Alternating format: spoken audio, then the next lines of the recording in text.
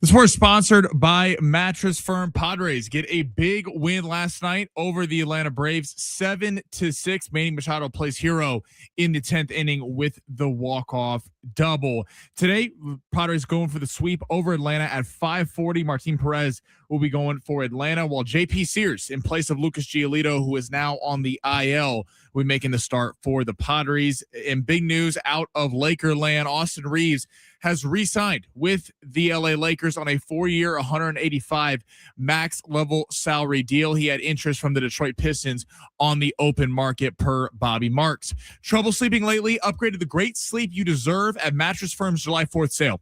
Choose from a curated selection of top brands and let their sleep experts help you narrow it down. They make sleep easy.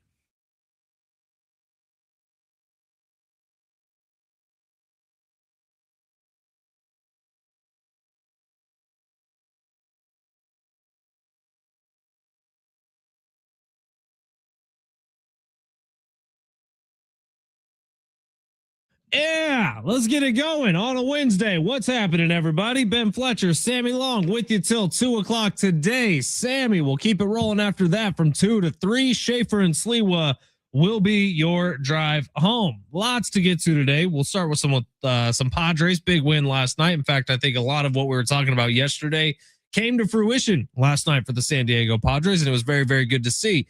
Lakers signed their guy, Austin Reeves, to a $185 million contract. NBA draft was last night. The world was introduced to Mrs. Boozer. Good morning. And we had a lot of fun. That's what you took away from the NBA draft last night? I took a few things away from the NBA draft. I actually really enjoyed watching it. I think that there was some very, very funny parts to last night's NBA draft that we can get into. And I think some teams got a lot better. And I think giving 19-year-olds a microphone is not always the best idea, but I'm sure glad they do, man. And yeah, how about Carlos Boozer in a sweet 3-piece suit, just reminiscing back to the days where he was an absolute bruiser on an NBA basketball court next to just runway model Mrs. Boozer. Whew, as Cam Boozer gets drafted number 3 overall. Lots of fun last night during the NBA draft. We are going to start with the Padres, though. Look, I think last night showed you a lot. I really do. And it's one of those performances that we've been waiting for. And it finally happened, right? You're facing off against one of the best teams in the National League, one of the best teams in baseball, in the Atlanta Braves. By the way, Braves jump out big early in this game. Griffin Canning still has been struggling. And what happens? The offense steps up to save the day. And the key 3 players last night, well, Manny Machado, Fernando Tatis Jr., and Jackson Merrill. Fernando Tatis Jr. with the 7th inning game tying home run. They don't get to extras without Fernando. And then Manny Machado with the game winning hit. And both times, well, the second time, Jackson Merrill's the one who scores the run. I think very, very impressive what the Padres were able to do last night. I think it answered a lot of criticism that was spilled out on this show yesterday from both myself and Sammy and the text line. A lot of what happened last night are literally direct revelations from what the media, from what the fan base has been talking about for weeks on end. We saw it once. Can we see this happen a little more consistently? Because last night is the key for the Padres. If Manny Machado, Fernando Tatis Jr., and Jackson Merrill can win you games with their bats, this team does not necessarily have a ceiling. If they play how they've played the majority of this season, this team's ceiling is maybe not even a wild card round. So I think you could take a lot from last night. I had a lot of fun watching that. That was a different type of Padres energy than we've had all year. Great to see them do that last night. It was an exciting win because of how they won. You just won a series against the Braves, and hopefully they can really finish the job and go for the sweep tonight. But I think what was impressive about yesterday's game is it didn't look good. Griffin Canning, there were boos at Petco Park when Stanman went out and pulled Griffin Canning. Was it 4-0 in the second inning? 4-0, and yet the offense responds. And then they keep responding because then they respond, and then Atlanta takes another lead, and you're like, did the Padres really have it in them? And then Tatis with the monster shot to center field was great to see. And Machado coming up clutch. So the guys that make all the money that we've been pointing to all season to come through in the biggest moments finally came through. It wasn't Gavin Sheets or Samad Taylor, or one of these other players, Miguel Andujar, which is great to see. We want to see that, but we know if this team wants to get to where they want to go, it's going to be Tatis, it's going to be Merrill, it's going to be Machado, and it was nice to see them win against a very good ball club due to their offense. Not because they pitched a shutout, not because Michael King and Mason Miller and Morahone were playing in a different stratosphere, which is great that the Padres can do that. But that felt like a much more manageable way to win, because winning 1-0 against really good teams in the playoffs, probably not going to happen multiple times over a 7-game series. The way they played last night is something that can translate down the stretch. Don't want to get too over the skis. It's one series, but this is encouraging at Petco Park that they won a game against a really good team that was due to the stars hitting and really producing on offense. It was great to see, man. It really was. And yeah, you said it. They dropped down 4-0, and then it's 5-4 Braves, and then it's 6-5 Padres, then it's 6-6, and then Fernando hits the big home run. Very, very impressive to see. Rich on YouTube says, we were all screaming, bring back Wandy once they took Canning out. Yeah, man, it's Griffin Canning. I don't know how many opportunities he has left with this team, but I think that last night shows you, as well as his last 4 or 5 starts, how important it is for the Padres to hopefully get Joe Musgrove and or Nick Pivetta back on this team and see how productive they can be, especially for the post All-Star break Padres. We'll see. I would say last night gave me some hope for this season, which I was kind of out of it just about a week ago. Really, that Mets series felt like rock bottom. The Mets series at Petco Park, that was the worst baseball I've seen this Padres team play in maybe 5 years. The Mets series at Petco Park. And then it hasn't been great since then. But this weekend, we saw the offense come to life a little bit. They were putting up crooked numbers, albeit without winning. And then the last 2 days, Manny Machado home run 2 days ago, and then everybody last night. It's good to see the Padres fight. It's good to see a little bit of swagger coming back. And if you look at the nerd numbers, which I know we don't like to talk about because Manny Machado hates the nerd numbers, Fernando Tatis Jr. is a top 5 hitter in baseball since May 19th. That's just a fact by the nerd numbers. And yeah, maybe the power's not all the way back. Look at his home runs. They are bombs, dude. Like, they are legitimate bombs. Fernando has the power. It's not gone. Something's tweaked with his swing where he's not hitting them as often, but he has plenty of power. And that's great news at this time, because OPS creeping over the last month to the mid 8s, almost to 900. Fernando's been balling out, and Manny Machado has been much maligned this year for good reason. Manny Machado has not been good, but you're finally, over the last week, has been a good week of baseball for Manny Machado. You have the home run in the 10th inning on Saturday. You have the home run on Monday, and then you hit the walk-off winner against the Braves, and those are against good pitchers. So, especially with the Lucas Giolito news, like a text line saying it, solid Padres win, but Griffin Canning, rough outing. Like Canning. Oh, Canning. I get it. The Padres are going to need to keep this up. Serious question, like, why not just leave Wandy Peralta in? He's been so nails as the opener over the last few times he's been out there. It's like 1, 2, 3 innings every time he's out there. Well, in with the Lucas Giolito news, Griffin Canning not being a serviceable starter, Walker Buehler really, outside of Michael King, being your one guy right now that you have a lot of faith in. Sure. Randy Vasquez hasn't been the same guy, but at least you have faith in Vasquez. The offense with this schedule, you've done it now 2 games. Well, the offense has done it 1 game, but you 2-0 on the Braves, looking for the sweep. You got the Dodgers coming into town. The Cubs, by the way, who just lost a couple pitchers yesterday, so they're ailing. Like, you're going to have to show that this offense can keep it up over the next couple weeks. Positive signs early this week, but we'll see if they can keep it up the rest of the weekend. If you missed the Giolito news, by the way, this came down yesterday afternoon, 5:30 or so. Lucas Giolito to the IL with elbow inflammation. The 2 worst words in the English language when it comes to pitchers. So hopefully all is good with Lucas Giolito, but we will see. On the IL as of right now, Freddie Fermin got reinstated to the Padres. By the way, Rob on Twitter is very proud of your all-time comment. It says your comment on Carlos Boozer's wife is all-timer. Oh, dude. Good for Carlos. Good for Cam, for being honest. And honestly, like the Boozer boys. Caden? Who was the other Boozer up there? I was running to get. Was it not his brother? Well, it was his brother, but his brother doesn't play. Is Caden, Cam, and then does the other one play in college? I don't know. But let's be very real about this. Carlos Boozer wasn't the best looking guy ever, right? Hey, he was the bruiser, like that was his deal. But the mom obviously brought the looks. The son's very handsome. When you're an NBA All-Star, good things happen. Dude, it's wild, man. Oh, best part of the draft last night. All right, Samuel, let's get to the big 3 of our number 1, where we rip through the top stories in the world of sports. We got some fun World Cup talk a little bit later on today. Danny Vietti's going to be joining us a little bit later on today. We talk about nerd numbers in baseball. Where do they come from? Guys like Danny Vietti. Can't wait to chat with him. All right, Sammy, smash. Your lunch break is here. Ready to go back to the office and knock the socks off your friends? Coworkers? It's time for the top stories of the day. The Big Three.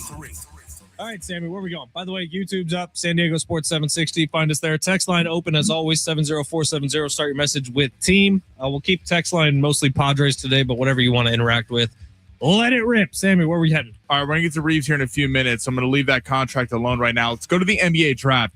Darren Peterson says after he goes number 2, the Jazz was not the number 1 pick. A lot of speculation the last couple of weeks. He would be the number 1 pick after allegedly only meeting with Washington in the lead up to the draft, but he goes number 2. He said post in the presser, quote, "It will always be on my mind for my whole career on not going number 1. Was it a mistake for the Wizards not to take Darren Peterson number 1 overall? I'm going to throw this out there. I think Darren Peterson's in a better situation. Agreed. I really do. Like, I think Utah's a much more well-run organization. I think he has a little more room to grow there. And with Washington, how much more useful is he when you already have Trae Young on the court? You know what I mean?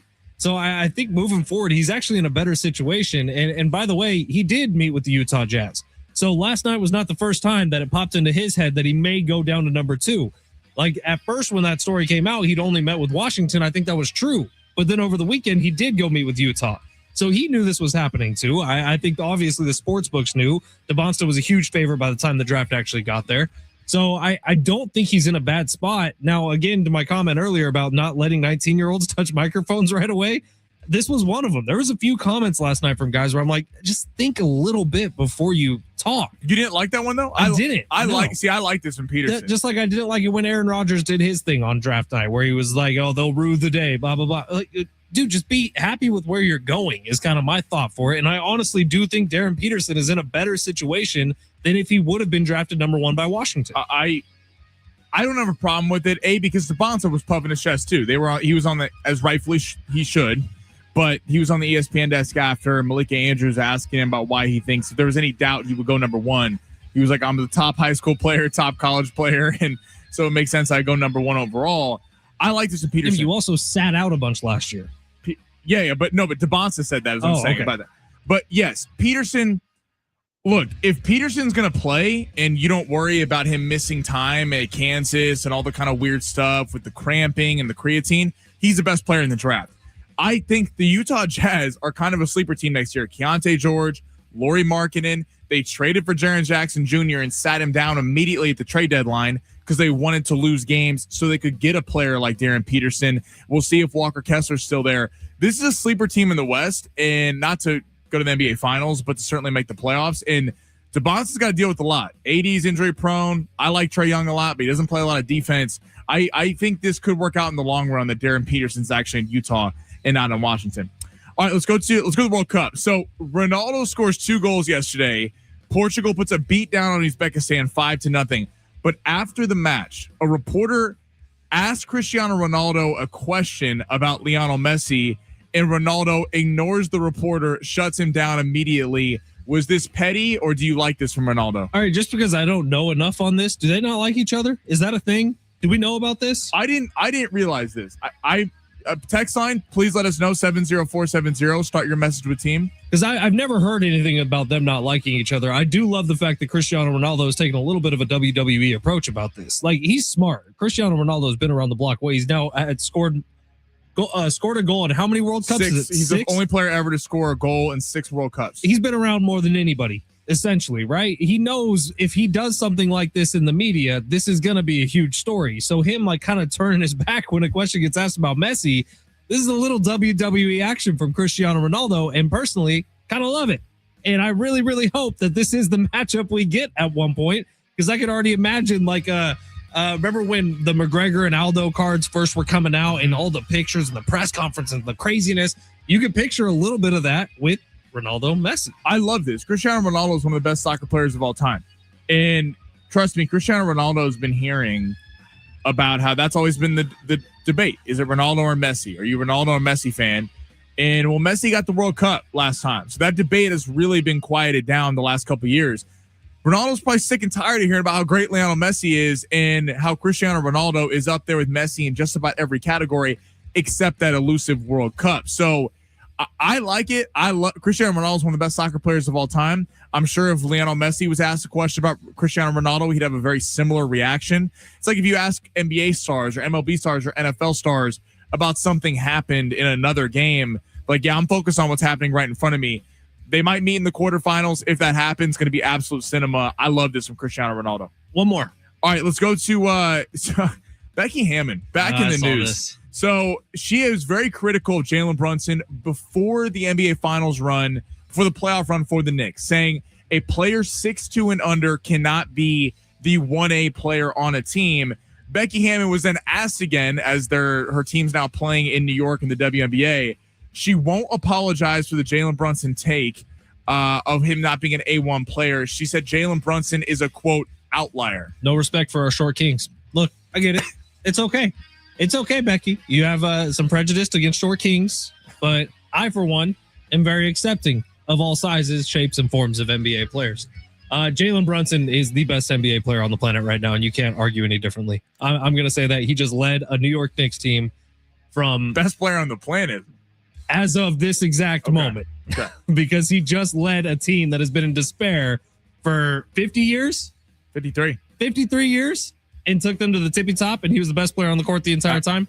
Of course, yes, there are players who would beat Jalen Brunson in a one-on-one. He is the best overall player on the planet right now, and I'm fine with that. Look, I get Becky Hammon doesn't want to apologize for takes. Everyone has wrong takes. I get it. But not you, though. Exactly. Not me either. Exactly. Not this show. But everyone goes out on a take. It's fine. But you have to also understand when you're wrong on this, and just hiding behind Jalen Brunson being an outlier. Steph Curry, Allen Iverson never won a chip, but was a great player. There are lots, Isaiah Thomas, there are a lot of great players who weren't extremely tall players that ended up leading teams. Pistol Pete Maravich. Right. I mean, Jalen Brunson, unbelievable player. Every time that he was doubted in this run against the Spurs, whether that was against Philly, Cleveland, he came through. Well, he is a 1A player that just won a championship. So Becky Hammon should probably, take her Jalen Brunson takes and just be quiet for a little bit. Talk back, Mike. Your favorite short NBA player of all time? You like Allen that one, Iverson, Sammy? Not even close. I mean, Nate Robinson was pretty cool in some of the dunk contests. Until he got KO'd by Jake Paul.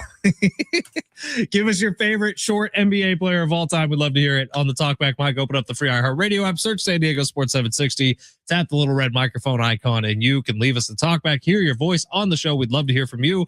We're asking you the best short basketball player ever.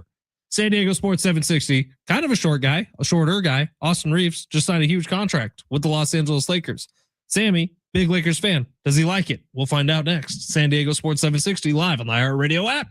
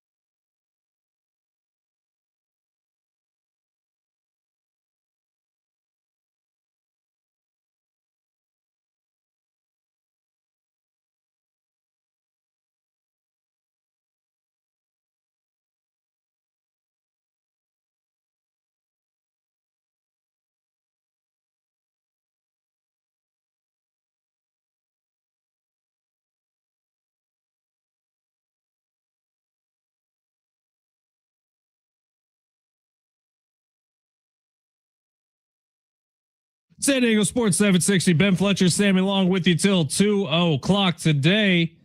And we are your home for the World Cup here in San Diego. We got Team USA's next match versus Turkey right here on San Diego Sports 760.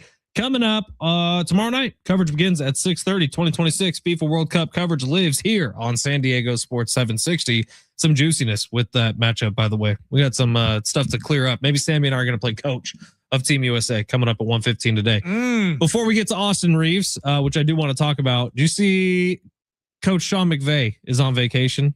Is he? Saint Tropez in France. Is he doing another trade where he ships Jared Goff out while he's in Cabo with Matthew Stafford? Yeah, that was crazy work by Sean McVay. But no tampering. No tampering. No, because it worked out nicely for the league because SoFi was going to be hosting the Super Bowl. Exactly. When there's a Mai Tai involved, it's not tampering. Sure. But no, he is on vacation with his wife in Saint Tropez, which is in France. And 49ers fans were also on vacation at the same resort.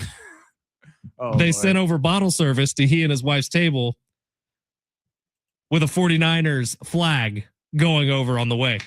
You love to see it. You love to see it. It would work better. Like, I appreciate that. But when they've won a Super Bowl and you haven't, it doesn't really mean much. Like, he's like, thank you for the alcohol. It's just good old rivalry trolling, Sammy. It's good stuff. Well done to the Niners fans out in Saint Tropez. I'll be out there in a couple months or end of next month. Can't wait for it. Ben Fletcher doesn't seem like a Saint Tropez kind of guy. No, I don't think it's that close to Paris, which is where we're going. Trope? I think it's, well, in English it's Saint Tropez, but it's Saint Tropez is how you pronounce it. I like it. Viva la France. All right. It's San Diego Sports 760. Austin Reeves signed a big contract. Now, Sammy's kind of been waffling on this over the last couple of weeks, tried to get a straight answer from him, couldn't get it, but he's... I've been very forthcoming with my opinion. You said you would like Austin Reeves back, but not on a max level deal. He signs a max level deal with the Lakers. Now, it wasn't the 5-year max level super max contract with the Lakers, but it was a max level deal. It was the same deal that reportedly was offered to him by the Detroit Pistons, but he stays with the Los Angeles Lakers. It would appear the Lakers are committing to him, at least for now. Obviously, a trade could always be in the works. But Sammy, Lakers fan, how do you feel about this? I'm very excited about this. Two white guys who can't play defense are now taking up the majority of the contract space on the Lakers. First off, Austin Reeves is waiting to sign the deal until after the Lakers offseason moves. So it doesn't affect any of the Lakers cap space this season.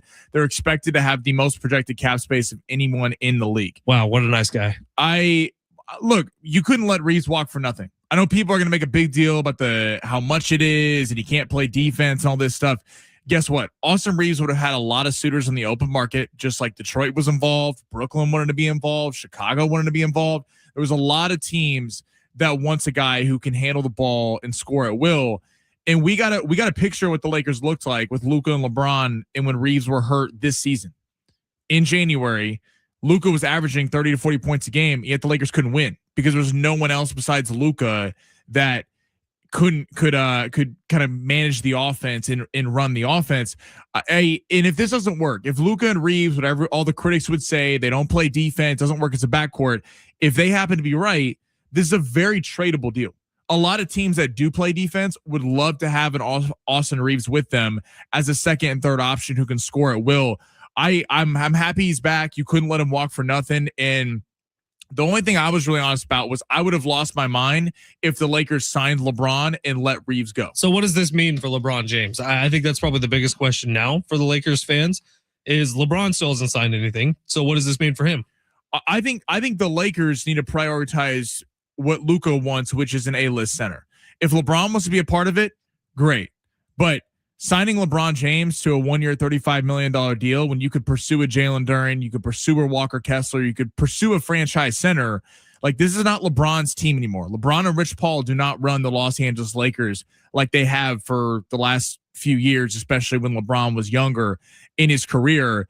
If LeBron wants to be a part of it, great. He's still a big-time player. The Lakers could certainly use him, but not at the cost of eating up all the cap space when you need to go sign wing defenders in bigs to try to hide the defense, the lack of defense that Luka and Reeves bring to the table. The Lakers go big in the draft last night? Cameron Carr. That's right. That's right. There was a bunch of trades going on because the guy or their initial draft pick at 25 ended up being that forward from Spain, right? So the Knicks traded back 3 times. The Lakers moved up one slot just with the pick and cash considerations. That's what the Walters group does. They just threw cash to the Knicks and we're like, great. And that's the kid out of Baylor, right? Cameron Carr. He's really, really good college player. He might crack the lineup this year on the bench. Doesn't help out with any bigs though. No. So you would expect they'd still be on the market. It's crazy. All the bigs went immediately last night. It felt like, of course the Thunder get Mara. Well, and the Michigan guys, the first Johnson goes to Dusty May, and then Yaxel goes to the Warriors. Dusty May giving fist pumps when I was like, crazy. What is going on here? Yeah. Mara gets drafted to OKC, and it goes. The camera goes to Dusty May. He's like, "Yeah, that's my guy." Ah! And then he's feigning that he's all sad when his other players get taken. I'm like, Dusty May's not so slick, dude. He's not so slick at all. He just bounced on that Michigan job because he found out, oh, you know what? Dallas Mavericks, where they're drafting, I could maybe get one of my guys.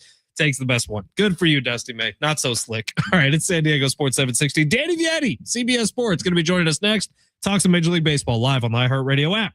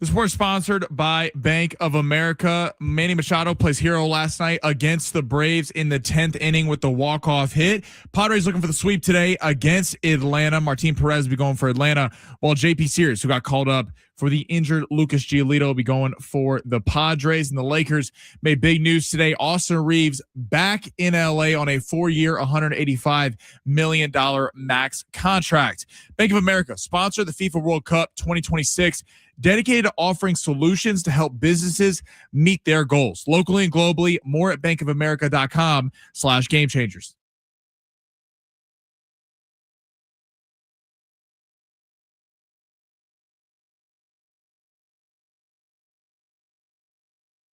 San Diego Sports 760, Ben Fletcher, Sammy along with you. Our iHeartRadio Music Festival is back. You can buy tickets now at AXS.com. Get them now before they sell out. And welcome to the show, Mr. Danny Vietti, CBS Sports. What's up, Danny? It's been a little bit. Gentlemen, how are we? What's going on? We're doing fantastic, man. Last night was a lot more fun watching the Padres than it has been recently. But almost if you take last night out of the picture and you just look at the offense over the last month, really over the course of the entire season, this has been a weird one to try to cover week in and week out, Danny, for these Padres, because it seems like the guys who are supposed to be stepping up have not been stepping up for this team. What has been your 100-mile away view of the San Diego Padres so far this year? This team can't hit. I mean, it's a damn good thing they can play defense and pitch, especially that bullpen. If not for Mason Miller, Jason Adams, like that, without that bullpen, I wonder what the record for this team would otherwise be. The MVP of this team has been the bullpen, without a doubt. But the stars aren't performing. The complementary players aren't staying healthy. I was looking at a deep dive at the expected numbers versus actual numbers today, your expected batting average versus actual batting average. All indications are is they're hitting the way the numbers indicate. You know, a few years ago, the last year of Bob Melvin's year, it seemed like everything that could go wrong went wrong. They weren't hitting with runners in scoring position. They were hitting balls hard, but they were hitting liners right at guys. This year is not the same situation. They had the 15th most at-bats with runners in scoring position this year, but they have the 15th best batting average with runners in scoring position this year, third least amount of at-bats with runners in scoring position. So meaning they're doing an okay job with runners in scoring position. They're just not getting enough opportunities. It's starting to snowball a little bit. And I think the Padres being 4 games over 500, being tied for the last wild card game spot, I actually think they've fared better than they otherwise probably should be faring, considering how bad their offensive numbers have been. Danny, do you see AJ Preller going in at the deadline as a buyer or a seller? Because the NL is so much more congested this year, and there's Tarek Skubal's been thrown out there. But to your point, it feels like the bats have been the problem and not the starting pitching. This is AJ Preller we're talking about, so I expect him to keep his foot on the gas pedal like he usually does. He loves to add bullpen arms. The bullpen's already great, so now he can change directions to what is missing, and that's offensive production. Last year, Ryan O'Hearn, Ramon Laureano. I would expect similar moves. I don't think blockbuster would be, the thing that this team needs. I think it's really complementary, offensive, consistent production. And I'm going to throw this name out there, and I'm going to do so early on before I get completely thrown off a cliff here. But I wonder if a blockbuster, if Adley Rutschman is going to be available for Baltimore. Nobody's talking about Adley Rutschman being available because he's their face of the franchise, but they're going to have to make some decisions in Baltimore. They're 5 games under 500, seemingly out of the playoff race at this juncture. Adley is going to be a free agent after the 2027 season. They haven't extended him thus far, although there has reportedly been mutual interest on both sides. They haven't reached a deal. They're going to have to make a decision on Samuel Basallo, who they've already extended. They're going to want to extend Gunnar Henderson. They also have Holiday into the picture, Kobe Mayo into the picture, Colton Cowser. They have a large young core. They can't extend all of them. And Adley, going to be a free agent after next season. He's running out of time with this core. I wonder, the Padres love to make moves in midseason. I wonder if Adley Rutschman isn't the perfect fit for San Diego. Could be. Maybe it's already happening because AJ Preller was seen from one of the apartments downtown in San Diego looking down into Petco Park. There's a video, very grainy video of AJ Preller walking out the back offices of Petco on the phone, smiling, laughing, and drinking Gatorade. So maybe something's already happening. Danny Vietti joining us from CBS Sports. By the way, any of those TikToks you see with CBS Sports, the voice in the background, generally Danny Vietti does a very good job with that stuff. But you look at Manny Machado this year, Danny, and it's been just confounding because the home run numbers are there. He's on pace for around 30 home runs. He's hitting the ball with power, but he's not hitting the ball very often. I think he may have jumped up a couple more percentage points last night to like 190. This has been a career awful year for Manny Machado in terms of hitting pitches that used to be like when Manny Machado would see a hanging curveball, that was a mistake that he was going to take advantage of. That's what he's been great at his entire career. Has not been the case this year. So what's wrong with Manny? Seemingly he's healthy. Defensively, he's just as great as he's ever been. So it's not a lack of ability. It's not as if his legs have just completely given out on him. He's age 33, and you still have this contract for another 7 or 8 years or so. It's a bit confounding to me. I mean, you look at the numbers: expected batting average, expected WOBA, all career lows. Barrel percentage is down. Hard hit percentage is down. That to me is the biggest indication that he's just not seeing the ball as well as he usually has. Regardless of what Machado's numbers are, his hard hit percentage, average exit velocity are usually in the top 10, top 15 in baseball. This year, they're very middle of the pack. His bat speed has taken a dip, 74.5. That's, I want to say it's his lowest in some time. Just doing a quick look here. So bat speed a little bit down. The exit velocity is down. That's an indication to me that he's just not seeing the ball as well as he usually does. Danny, what do you make of the fact that the NL is so much better than the AL this year? Do you see the Dodgers as having legit threats in the National League to not make it to the three-peat? It's always a matter of come postseason time, which team gets hot at the right time. And I think this trade deadline really could decide what happens in the postseason. National League especially. It's so bunched up at the top. Dodgers, Brewers, Braves, and then there's a lot of mid. After that, I think teams are going to be uber aggressive, especially considering the fact that we don't know what's going to happen with this collective bargaining agreement at the end of this year. Could we have a lockout? Could this be the last opportunity for teams to really understand and know what it takes payroll-wise, financial-wise, roster-wise to win a title and win a World Series? I think it's going to be a chaotic deadline. A lot of bigger names that could be available, like Joe Ryan. The Red Sox have Jarren Duran, Aroldis Chapman. The Giants, Willie Adames. Could Matt Chapman be available? Could Logan Webb be available? There's a lot of teams that are already on the outside looking in, and there's a lot of good players on some of these teams already out of contention. Danny, where are you at on the lockout situation? Because it feels like we get little nuggets of information that get dropped every once in a while. Jeff Passan will have some big long tweet that's very emotionally charged, and you're like, well, what is happening between these two sides? For my money, everything I've seen that's come out of the owners, the players aren't even opening these emails because it's like kind of outlandish. Where are you with what's going to happen here in 6 months' time? I'm a little bit more of an optimist by nature. And to me, the fact that they're already talking numbers, salary cap, salary floor, that to me is a good indication.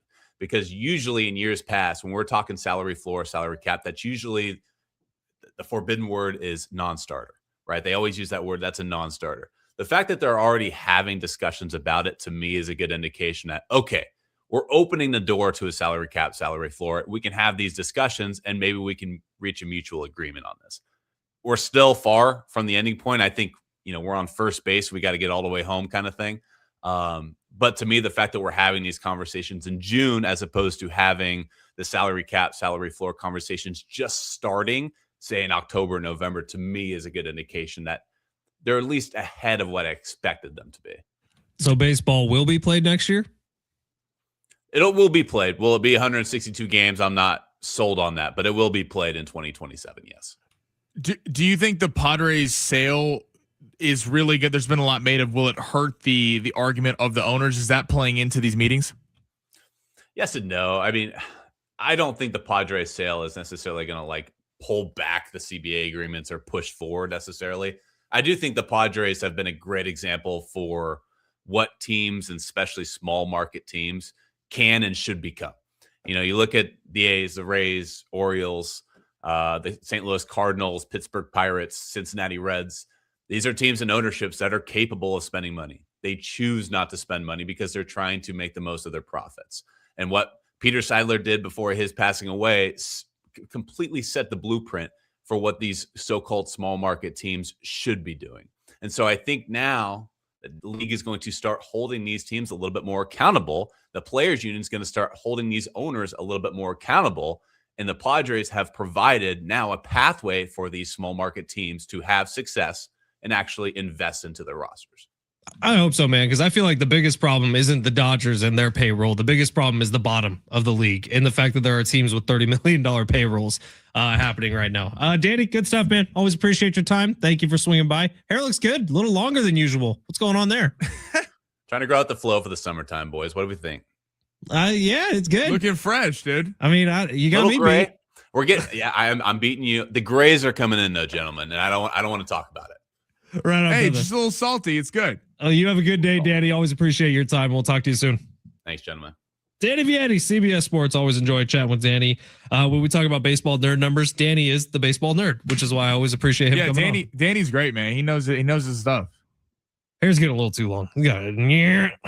First off, I know that it's hard for you to imagine coming from a bald man, but Danny's got some flow, and Danny needs to rock that flow. I got all the hair I need on my face and my chest. That's what I've always said. See, that's not an image that anyone wanted. And you're talking about, first off, you grow a beard out. Mm-hmm. It's just gross anyway. You get food caught in it. You have to maintain it. It's too much going on. You don't like the beard? No, I'm not saying you look bad with that. I'm saying, but if you're gonna choose one to grow out, it's been like 7 years since I've been clean shaven. I had a beard at my wedding. No, it looks good for you because if you didn't have one, you'd look like a baby. Thanks, Sammy. No, I think I'm giving you a compliment coming from you. I think it looks good, but I'm saying if you had to pick one to grow out, a beard or hair, I'm going with the hair. See, I think I'm sticking with beard. I think I like everything that's going on here. The rule though is this: you cannot have a beard and long hair. Jesus did. Okay, well, are you Jesus? No, but that's a pretty good example for why you should. It's San Diego Sports 760. We're going to take a quick break. There's an exception, like Becky Hammond says. He also had a six-pack, so that was wild. Yeah. The dude, he was working out. He was in the gym. All right, Sammy, if you were following the picks that Sammy made yesterday, I actually found a way to win money on it. I don't know that everybody did. I had a pretty good hit rate yesterday with the NBA draft. You really did. And I placed all the NBA picks separately, so I ended up making money on the night last night. If Isaiah Stevens would have gone to the Lakers or Isaiah Evans would have gone to the Lakers, we'd be rich today. And I think he would have had Cameron Carr not dropped. He didn't even get drafted. Crazy. No, I think he's been one of the top picks tonight. Probably. All right. We'll get to long shots on the other side at San Diego Sports 760 live on the iHeartRadio app.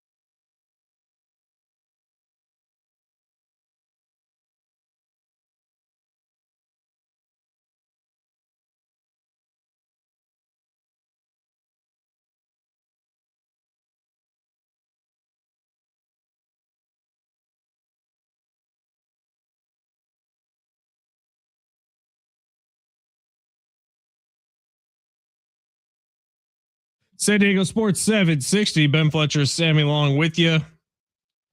A-Ban on YouTube says thinking and the NBA don't go hand in hand most of the time.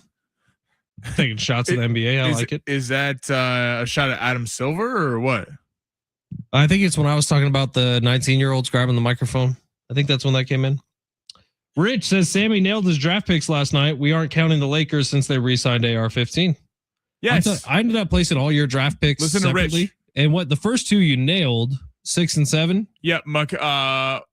Yep. We got Michael going to Brooklyn and then Darius Akov going to Sacramento. And then it was the Lakers pick that you got wrong. It was the Lakers pick, but that was a bit of a long shot. It was a little flyer. That would have paid out fat. Casey on YouTube says Fletch needs to grow out that chest fro and start taking down some buttons, give the people what they want.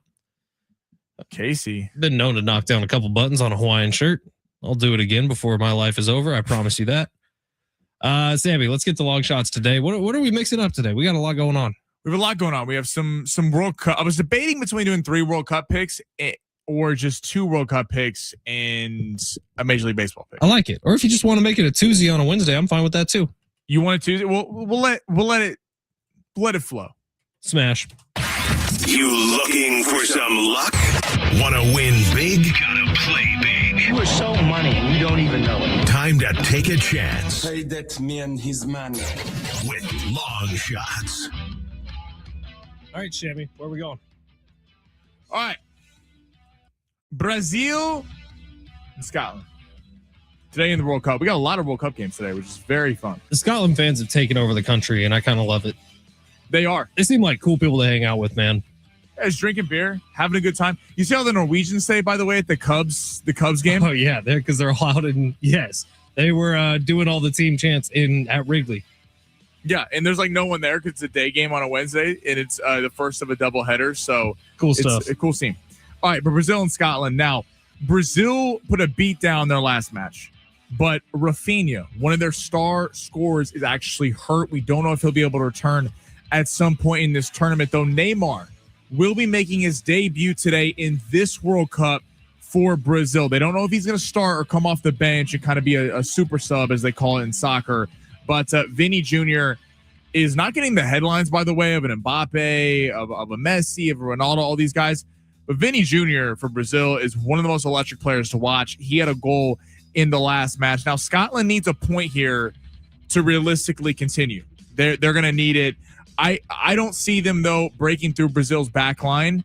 We're going to go under 2.5 goals here. Under 2.5. I do not see Scotland being able to score. I do think it will take Brazil a minute to kind of figure things out without Rafinha, but Neymar probably gets one. Vinny gets one, but let's go 2-0. I like the under 2.5. I do not think Scotland is going to be able to carry their weight. All right, Mexico and Chechnya. Now this is weird. This is where we can kind of get a little bit of value. Okay, same thing with America tomorrow. Now, I bleed red, white, and blue, so it's not. I don't think I can realistically put money against America. But Mexico and America already through, and not only are they already through, they're already in the top part of their group. So there's nothing in it for them for these games. Yes, you want to keep momentum going. You want to kind of keep up all the vibes that's been built. But Mexico has not given up a goal so far in this tournament. Now, the offense has not really been there. They won 1-0 last time out. I believe that was against South Korea. But Chechnya has actually had a couple brutal outings. They've had leads in both of their first 2 matches and given them both up. Give us the Chechnyans. Give us the Chechnyans. Money line? Money Dude, line. that's a payout. Plus 230. I like it. Look, they need this game. They're trying to get back and be the second place in the group. They need this game way more than Mexico does. I for sure thought you were going tie. So, no, since we're going to tomorrow as well with America, a lot of the similar stuff. You're going to have, they're not going to be risking a lot of players, especially if someone gets a yellow card early in this game. They're immediately coming out. There's a whole debate we're going to get into at 1:15 about whether America should even play for their stars who have yellow cards. Because if you get another yellow card, you could be out for the next game. Mexico doesn't have a lot to play for in this one. Chechnya does. Give us the Chechnyans plus 230 on the money line. And then let's go to Mariners and Pirates today. 340. Look, I know Brian Wu has had an ERA of almost 4 this year. He has not quite been the same player. But going against Braxton Ashcraft for the Pittsburgh Pirates, give us Seattle on the money line. A little bit of a pick 'em here with a slight lean to Pittsburgh. I think Seattle gets it done. Off to a slower start this year, but has been playing better. They got a win over the Pirates yesterday, a win on Sunday against the Red Sox. The offense has started to come together. Cal Raleigh dealt with some injuries. I think this Mariner team ends up back where they were in the ALCS when it's all said and done. But on the road today in Pittsburgh, I like them getting the win. Brian Wu holding things down, one of the best young pitchers in baseball. So, Mariners on the money line. I like the Chechnyans to pull the upset against Mexico, plus 230. And I like under 2.5 in Brazil and Scotland. I think the loss of Rafinha will at least hurt in this one. I like it. Don't you dare pick against U.S. on the money line tomorrow. I'm not doing that. I told you. I'll banish you to Turkey. Please. You think I'm going to bet against the U.S. of A? No, I don't. That would never happen. I do think that there's some interesting talking points going into this game. And I think this is where a lot of us with maybe an NFL mindset or a basketball mindset or a baseball mindset, we're going to learn something tomorrow from Team USA. And it's like having the 1 seed in the NFL and having a bye. That's actually where I was going. It's like being, let's say the Rams over who's been dominant? Not the Chiefs, because they were terrible last year. It's like being the Bills heading into the final week of the regular season. Hopefully it's not the Bills, because we know they don't actually advance. When you already have the 1 seed locked up and you have the final week of the season, do you rest your guys or not? Anybody but the Bills. Never compare America to the Buffalo Bills. Well, we'll talk about it coming up in hour number 2. Also, this text from the 858, Fletch shouldn't be allowed into France until he breaks into his Peloton so he can get in shape to run the Tour de France. Great social media. If I saw you, maybe I could fly out to France with you. We could get a little bit of you on that bike.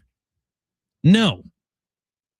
Well, you're more than welcome to come to France. I don't think my wife would like that too much, but Kendall wouldn't enjoy me being out there. I don't think so. No, I'd be in the background.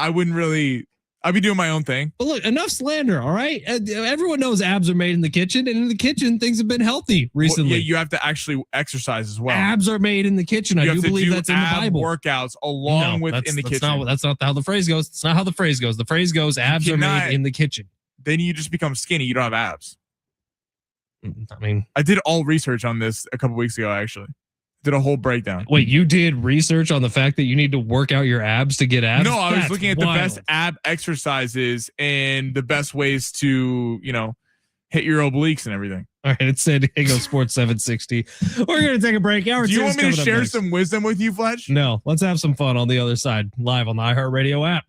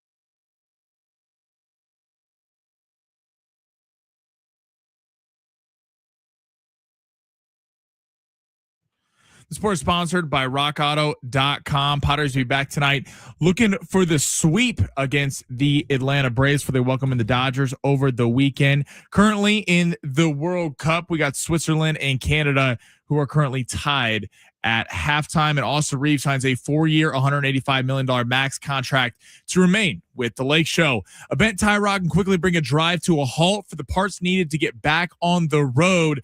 Visit rockauto.com, find a wide selection of quality parts at reliably low prices delivered right to your door. All the parts your car will ever need. Rock Auto.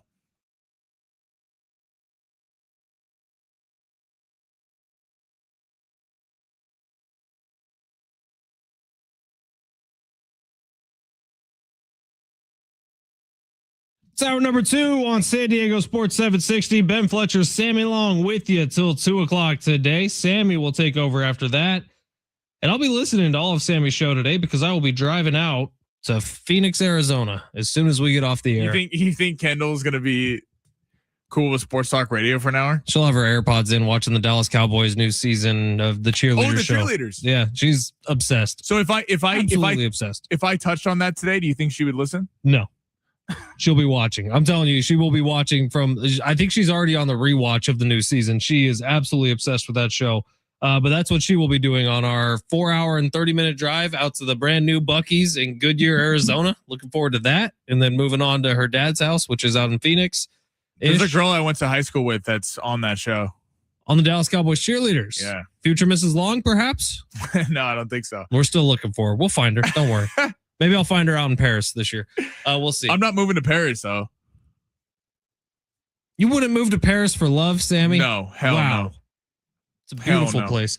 All right, it is San Diego. What's Sports better than 760. Southern California? Hour number 2 here. I'm not eating French bread and wine all day. There's nothing better than San Diego. I've lived in a few different places. This is as good as it gets. Come on now, we're American made.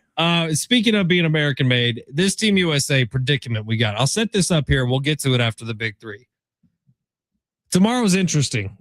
I think there's a lot of momentum with this Team USA team. I think it'd be fair to say that never before in men's international soccer has there been this much momentum behind a Team USA team. Of course, there was years where Landon Donovan, where there was a lot of excitement, but this team you actually feel like might be able to crack like a Final Four. There are some people out there who are saying, watch out for Team USA, maybe going on a run further than that. I don't know how realistic it is, but there's some excitement behind this team. Now, do you risk losing some of that momentum tomorrow by sitting everyone down in a, quote, meaningless game? I don't know.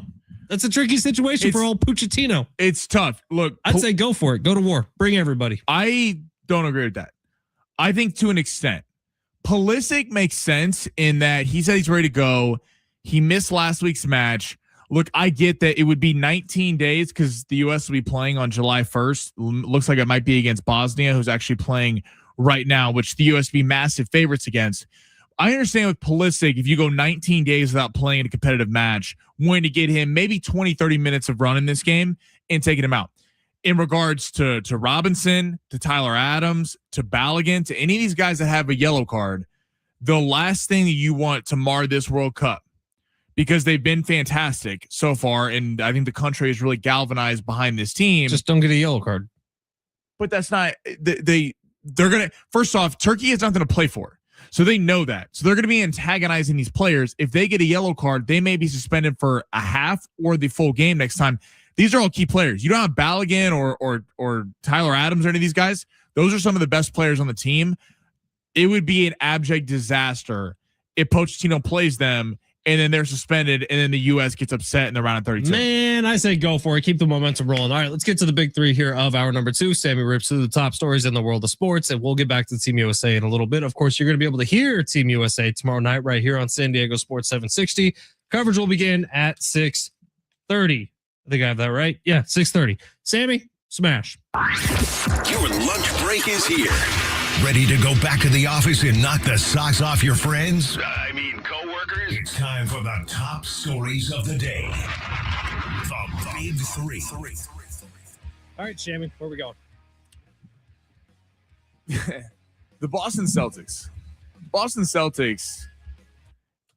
I don't know how you would deem this as glowing remarks about your star, but Brad Stevens, who used to coach one of your stars, Brad Stevens used to coach the team, is now in the front office, said in his press conference last night after the NBA draft, he was asked about Jaylen Brown.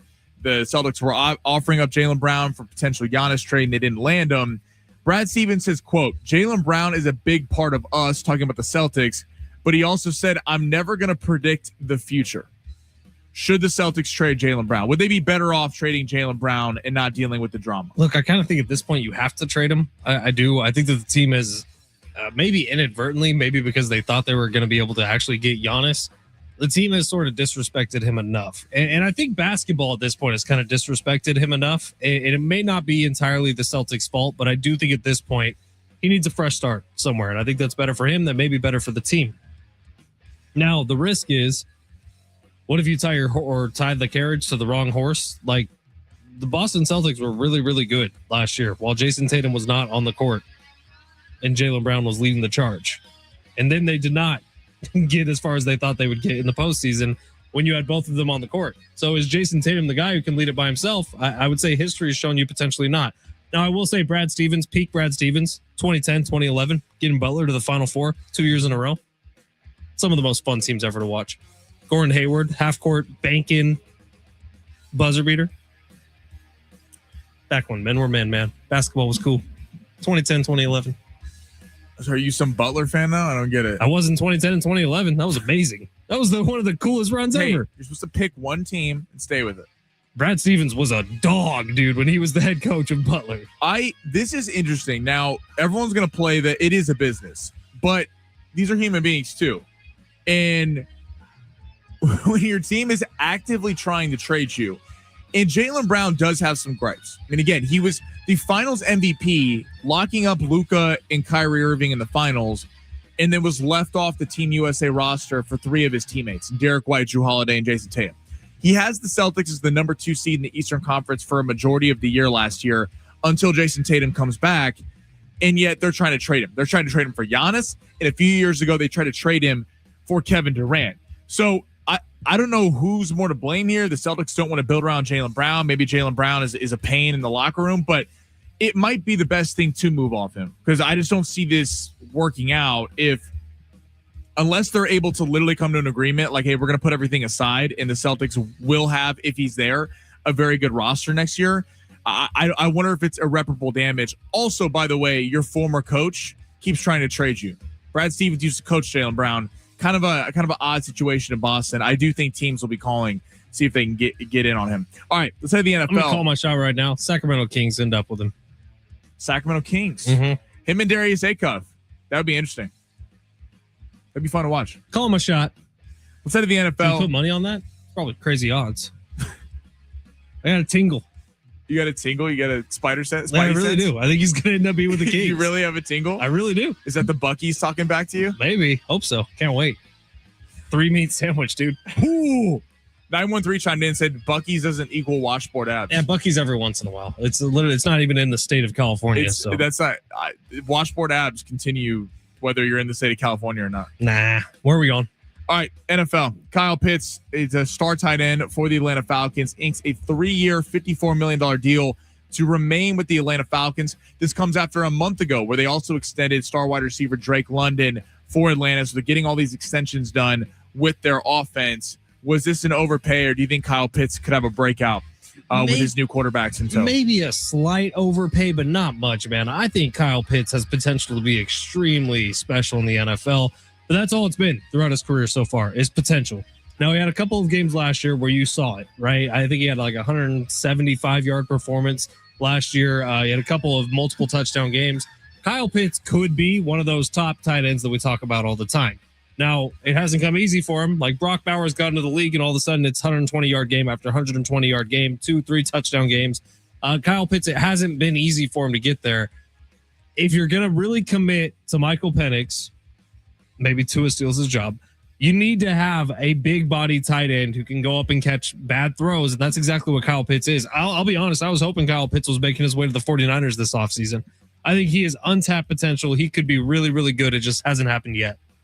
And you saw what happened when he had a real quarterback throwing him the ball. He looked great. Kirk Cousins was there, who, whatever you think about Kirk Cousins and the fact that he's never really had playoff success and things like that, he does give give guys the chance to make big plays. He puts the ball up and is a very good regular season passer, and he really came alive.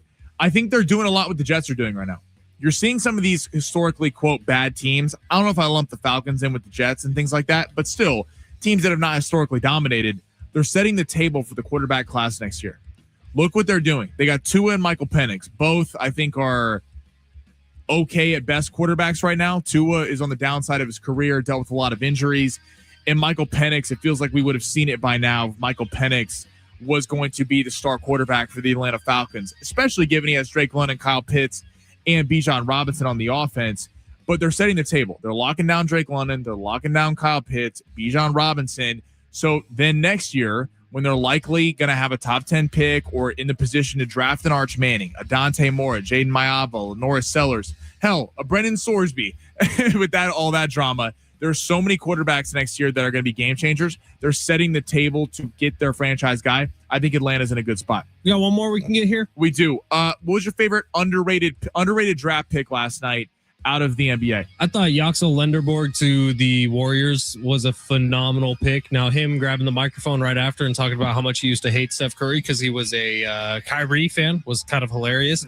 He did clean it up. He did say, but I can't wait to learn from Steph, blah, blah, blah, blah, blah. I think that was a hell of a pick from the Golden State Warriors. I don't think we got to see the best of Yaxel last year in college. I think he was hurt a majority of the season and didn't really get to show us the true potential.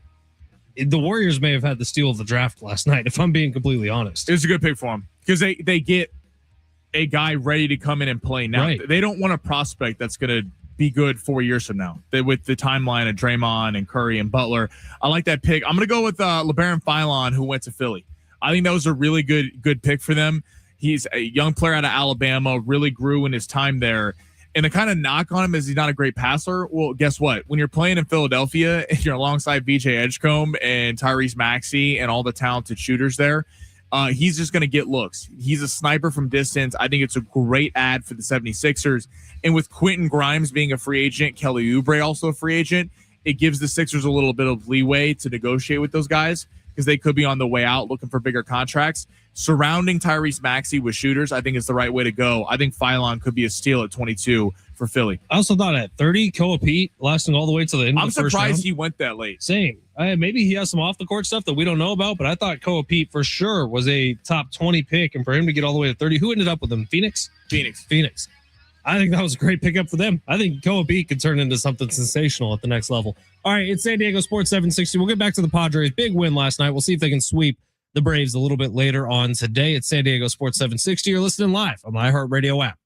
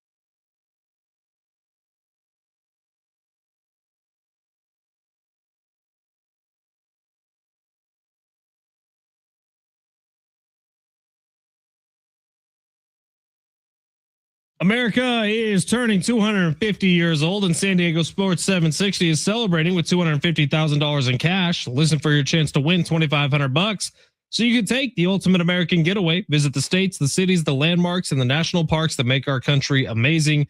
Win your share of 250 grand. Just listen for the keyword, then enter it at sportssd.com. Your next chance to win is coming up just after 2:00 here on San Diego Sports 760.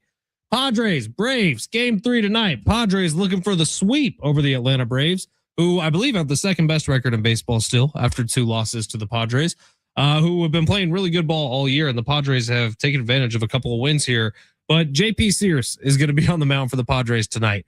Now, JP Sears, I think, was a name that everyone was kind of okay with not hearing again for the Padres. This is where you bet the over on the Padres. See, yeah, now this is an opportunity I see for the Padres offense specifically, because the first part of the year when the Padres were winning a bunch of baseball games and building a bit of a cushion that they've used every bit of, man, they relied on the pitching, and the pitching bailed out the offense, which was brutal to start the season. The offense has an opportunity right now to pay that back. Like Griffin Canning was bad last night. Griffin Canning's been bad. The Padres have had to rely on him because of injuries. Lucas Giolito is now injured as well.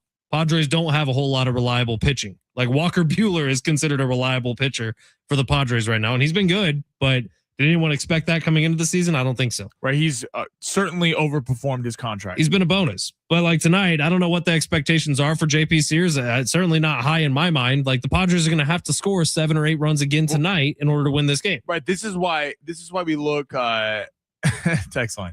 Text line, not a fan of JP Sears. Can't read that one on air, but very funny. Yes, this is where the offense has to show on back-to-back nights that they can win it. Like last night was very impressive because the Padres won it away against a good baseball team that we haven't seen really this year.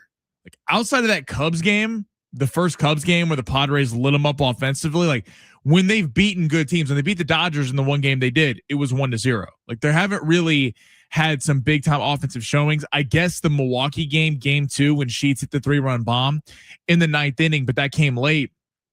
Can you show it on back-to-back nights? Can you show that the offense can carry? Because Danny Vietti was on our show at 12:30 and kind of laid out all the numbers. The numbers over the season have been awful offensively, but we have seen over the last week, the Texas series was good from the offense. Last night was excellent to watch from the offense. And it leads to a bigger conversation with Lucas Giolito going on the IL.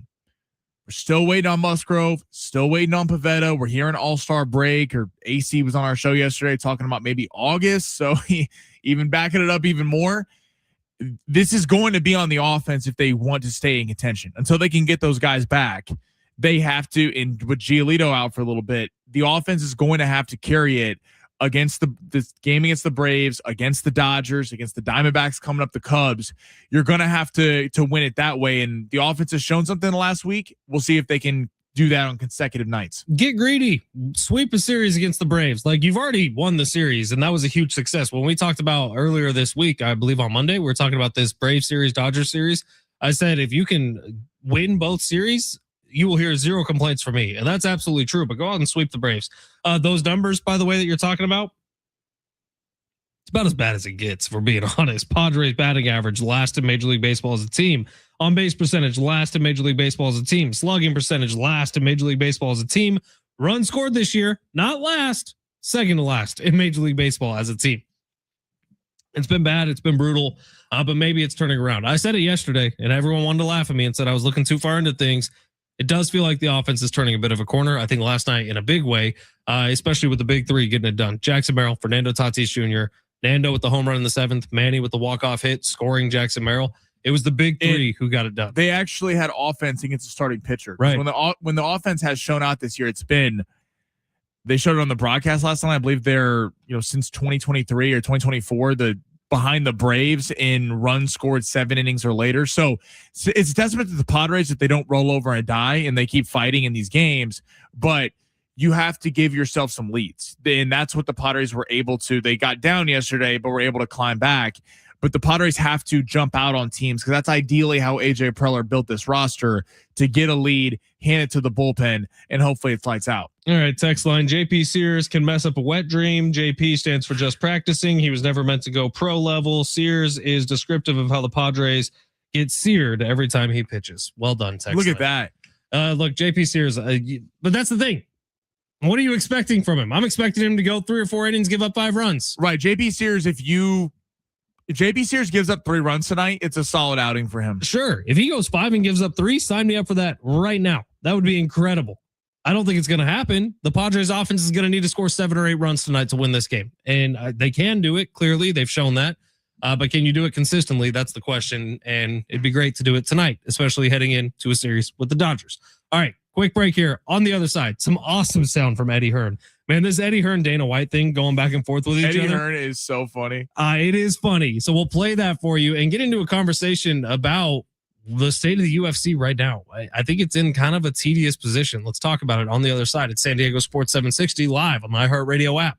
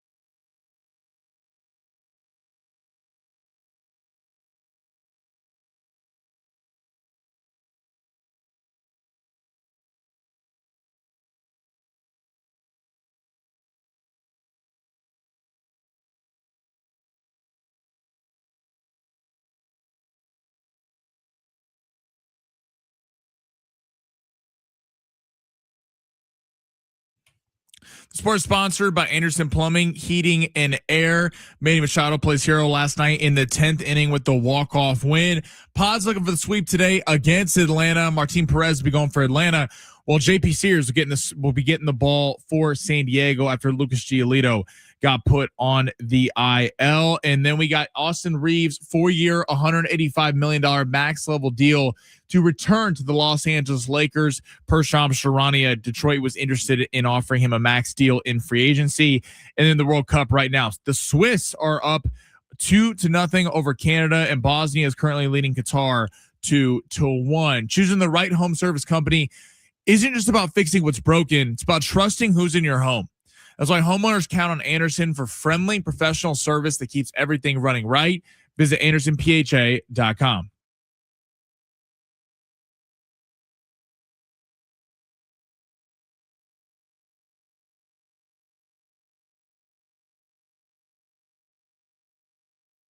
San Diego Sports 760, Ben Fletcher, Sammy along with you till 2 o'clock today. Sammy will take over after that for an hour. Schaefer and Sliwa will be your drive home. Sammy, text line's asking for a little rerun of long shots. You got that for us? Of course. We got Brazil and Scotland under 2.5 goals. I think the loss of Rafinha for Brazil will limit their scoring, but I don't see Scotland getting on the board. I know we're on the border of Mexico, always pulling for Mexico. Lots of Team Mexico fans here in San Diego. Unless it's against the U.S., we pull for Mexico. We are rolling with the Chechnyans tonight. They have a lot or Chechnya. We have a lot.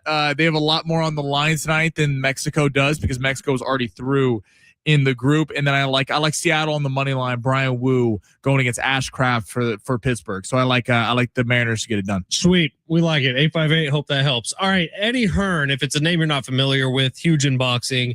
Him and Dana White are in this public feud where they're going at each other's necks, man. It's been a war of words over the last couple of months. But I think ultimately at the crux of the issue for Eddie Hearn is he doesn't want Dana White to turn boxing into what the UFC is. Right. Where fighters aren't necessarily paid what they should be paid, where it's more of a league than it is just a one-off event. But fans would enjoy it because fans get the fights they want to see. Exactly. So Zuffa Boxing, that's what Dana White's involved in. Eddie Hearn has been a fight promoter for years now. And so he has went and poached Tom Aspinall from the UFC and signed him under his brand. Dana White has definitely done some dirty deeds when it comes to Eddie Hearn as well. This has been back and forth. Well, Eddie Hearn just got a little bit of ammo, and he got ammo in the form of Sugar Sean O'Malley, who, for my money, is definitely a top 5 star in the UFC right now. Is that fair? In terms of star, yes. In terms of star power, top 5 star power in the UFC right now. Sugar Sean O'Malley fought on the White House card, and Sugar Sean O'Malley went on a podcast. I think it was his own podcast, and made it public. He made $600,000 for the White House fight. Sean O'Malley, one of the biggest stars of a multi-billion-dollar organization, made $600,000, which is huge money, by the way, but it's all relative here. Like, that's huge money. Not for fighting. So Sean O'Malley, one of the biggest stars in the UFC, which is why I say only makes $600,000 for the White House fight, maybe the biggest event the UFC has ever thrown. And so Eddie Hearn hears that, goes on Ariel Helwani's show. Take a listen to what Mr. Eddie Hearn has to say. Want to, or they want to sort of ignore it or separate the two. I mean, I saw the Sean O'Malley stuff yesterday. I mean, you've literally got guys that are making more for an 8-round fight against a guy that I would beat than Sean O'Malley fighting at the White House. Yeah, he said 600K. He said that on the Pulse End podcast. I mean, you've literally got, obviously Johnny Fisher and it just doesn't make sense. And those guys need to stop being suppressed. I'm just shocked by the kind of mindset of, oh, well, there's nothing else we can do, really. It is what it is. And we just, if we don't do it, we're just going to get benched. So we've got to do it, really. Look, Eddie Hearn's got a point. I think Sean O'Malley has a point. Sean O'Malley is a draw. He gets people to the screen. He's a knockout artist in the UFC. And Sean O'Malley, if he wanted to, he could leave the UFC right now and make a lot more money boxing. And what Eddie Hearn's saying there basically is, look, I could have guys fight on a Tuesday night in front of nobody, and they're making more than $600,000. The casual fan, I have a boxing show on the weekends on AM 570, so we cover boxing in depth. But the average fan does not know who Conor Benn is, just sports fan. He is a fighter overseas. He's the son of Nigel Benn, who is a big star. That's what I was going to say, but thanks for reiterating. Exactly. But The reason I bring up Connor Benn, if you went up to 100 people on the street and asked them who Sugar Sean O'Malley was, and you asked 100 people in America who Connor Benn was, a lot more people would tell you they know who Sugar Sean O'Malley is and they know who Connor Benn is outside of the diehard boxing fans. And Connor Benn was signed to Zuffa Boxing, which is Dana White's new promotion, trying to get in the boxing game. And he made $15 million for one fight. One fight on a co-main event of a Tyson Fury fight last year. Can I go get my ass kicked for 15 mil? Is that how this works? Exactly. He won. It wasn't even a good performance, but he made $15 million. And the reason that Dana White is forking out this kind of money in boxing is because boxers make way more money than UFC guys. And the UFC has been able to capitalize on boxing's downfall since the 90s. When boxing in the 90s was one of the biggest sports there was, in the 70s, it was the biggest sport. It's because everyone fought each other. And then Floyd Mayweather made it in boxing to where having an O on the end of your record was such a big deal. Guys didn't want to have a loss, so people didn't take 50-50 fights. They took fights that they could pretty much win and keep a lot of the profits and put big events out there. Dana White capitalized on that with the UFC, making a promotion where the champ fights the number one contender and then the number two contender and then so on and so forth. No one is ducking each other. But what we've seen recently is Turki Al-Sheikh has gotten in the boxing game and has started making the fights that people have clamored for years. And now Dana White, to break in the boxing game, is having to pay boxers a ton of money to come fight at Zuffa. And all the UFC guys are going, wait, hold on. Israel Adesanya made $3 million against Alex Pereira in the rematch, one of the biggest UFC fights the UFC ever put on. And Alex Pereira is sitting there, Adesanya is sitting there going, wait, this guy made 15, Connor Benn, and I made 3. Sugar Sean O'Malley made $600K, to your point, on the White House lawn, the biggest event the UFC has ever done. By the way, an event that the UFC spent $60 million putting together. $60 million to throw that event, and that came out of the UFC's pocket. And Sugar Sean only got 600,000. It is interesting. Obviously, endorsement deals. Obviously, the UFC being as big as it is has led Sean O'Malley to have this massive YouTube channel where he has massive brand deals, massive endorsements. He's making enough money. He's fine, but he's not making $15 million, and he probably should be. If we're being honest, I'm so curious what Connor's going to get paid.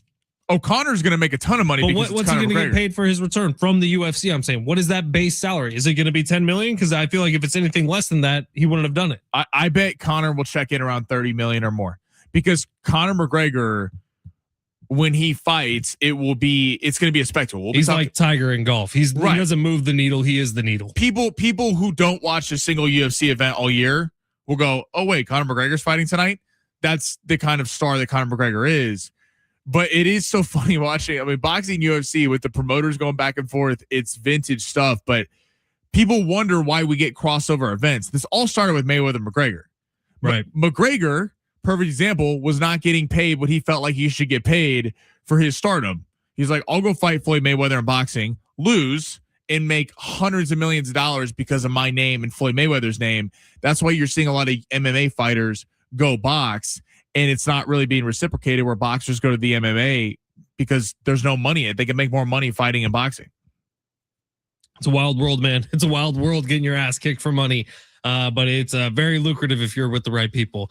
And I'm curious to see where this goes, man. Are we ever going to get just Eddie and Dana squaring up with each other? Like, are they going to get in the ring ever? Vegas has put odds on it. If they'll fight or not? Yeah. Could it happen? I think if it was boxing, like, we've seen Dana train, he knows what he's doing. He got in great shape over the last couple of years.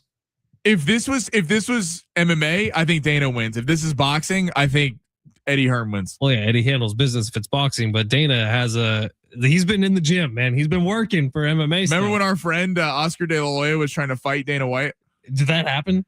No, he said they were trying to settle a dispute, and Oscar said, well, let's get in the ring. Everyone's like, come on, Oscar. Like, I mean, you are like the golden boy, and Dana White's a promoter. Oh, it's funny stuff, man. But I love this Eddie Hearn Dana battle. I think it's actually working out kind of nicely for both of them. Their names are out there every single day because they're both, and by the way, they're both doing the same thing, right? They're promoting their stuff. This is the dream. They probably have some handshake deal behind the scenes. Genius. Like, hey, we're going to draw this thing out. We're going to hate each other. We're going to be mean as hell in the media. And we're just going to be boys behind the scenes. You brought up the point of Tom Aspinall, who signed with Eddie Hearn. Right. You go, why would the UFC heavyweight champ sign with a boxing promoter if he wants to continue fighting in the UFC? And Eddie Hearn 100% signed him out of spite to piss Dana White off, who's trying to come in and take his boxers. I'm telling you, I wouldn't be surprised at all if Dana and Eddie had something behind the scenes where they're working on maybe something together. You think that's impossible? You think they actually hate each other this much?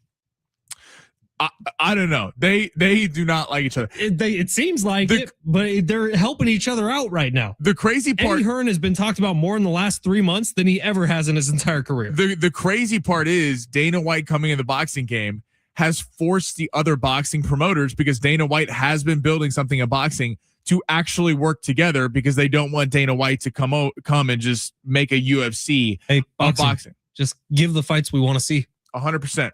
And if it takes Dana White to be the bad guy and come in and make that happen, I think boxing can get back to where it was. I have zero issue with Dana White coming in the boxing game. In fact, I really cherish it because he's actually made guys work on fights that we want. Look, we talked to Juju Bello. What was that? 4 months ago now? 3 months ago now? This was a while ago, but we asked him about the future of boxing and where it can go. And he said it's absolutely going to get back to what it was, but it takes having the fights that people want to see.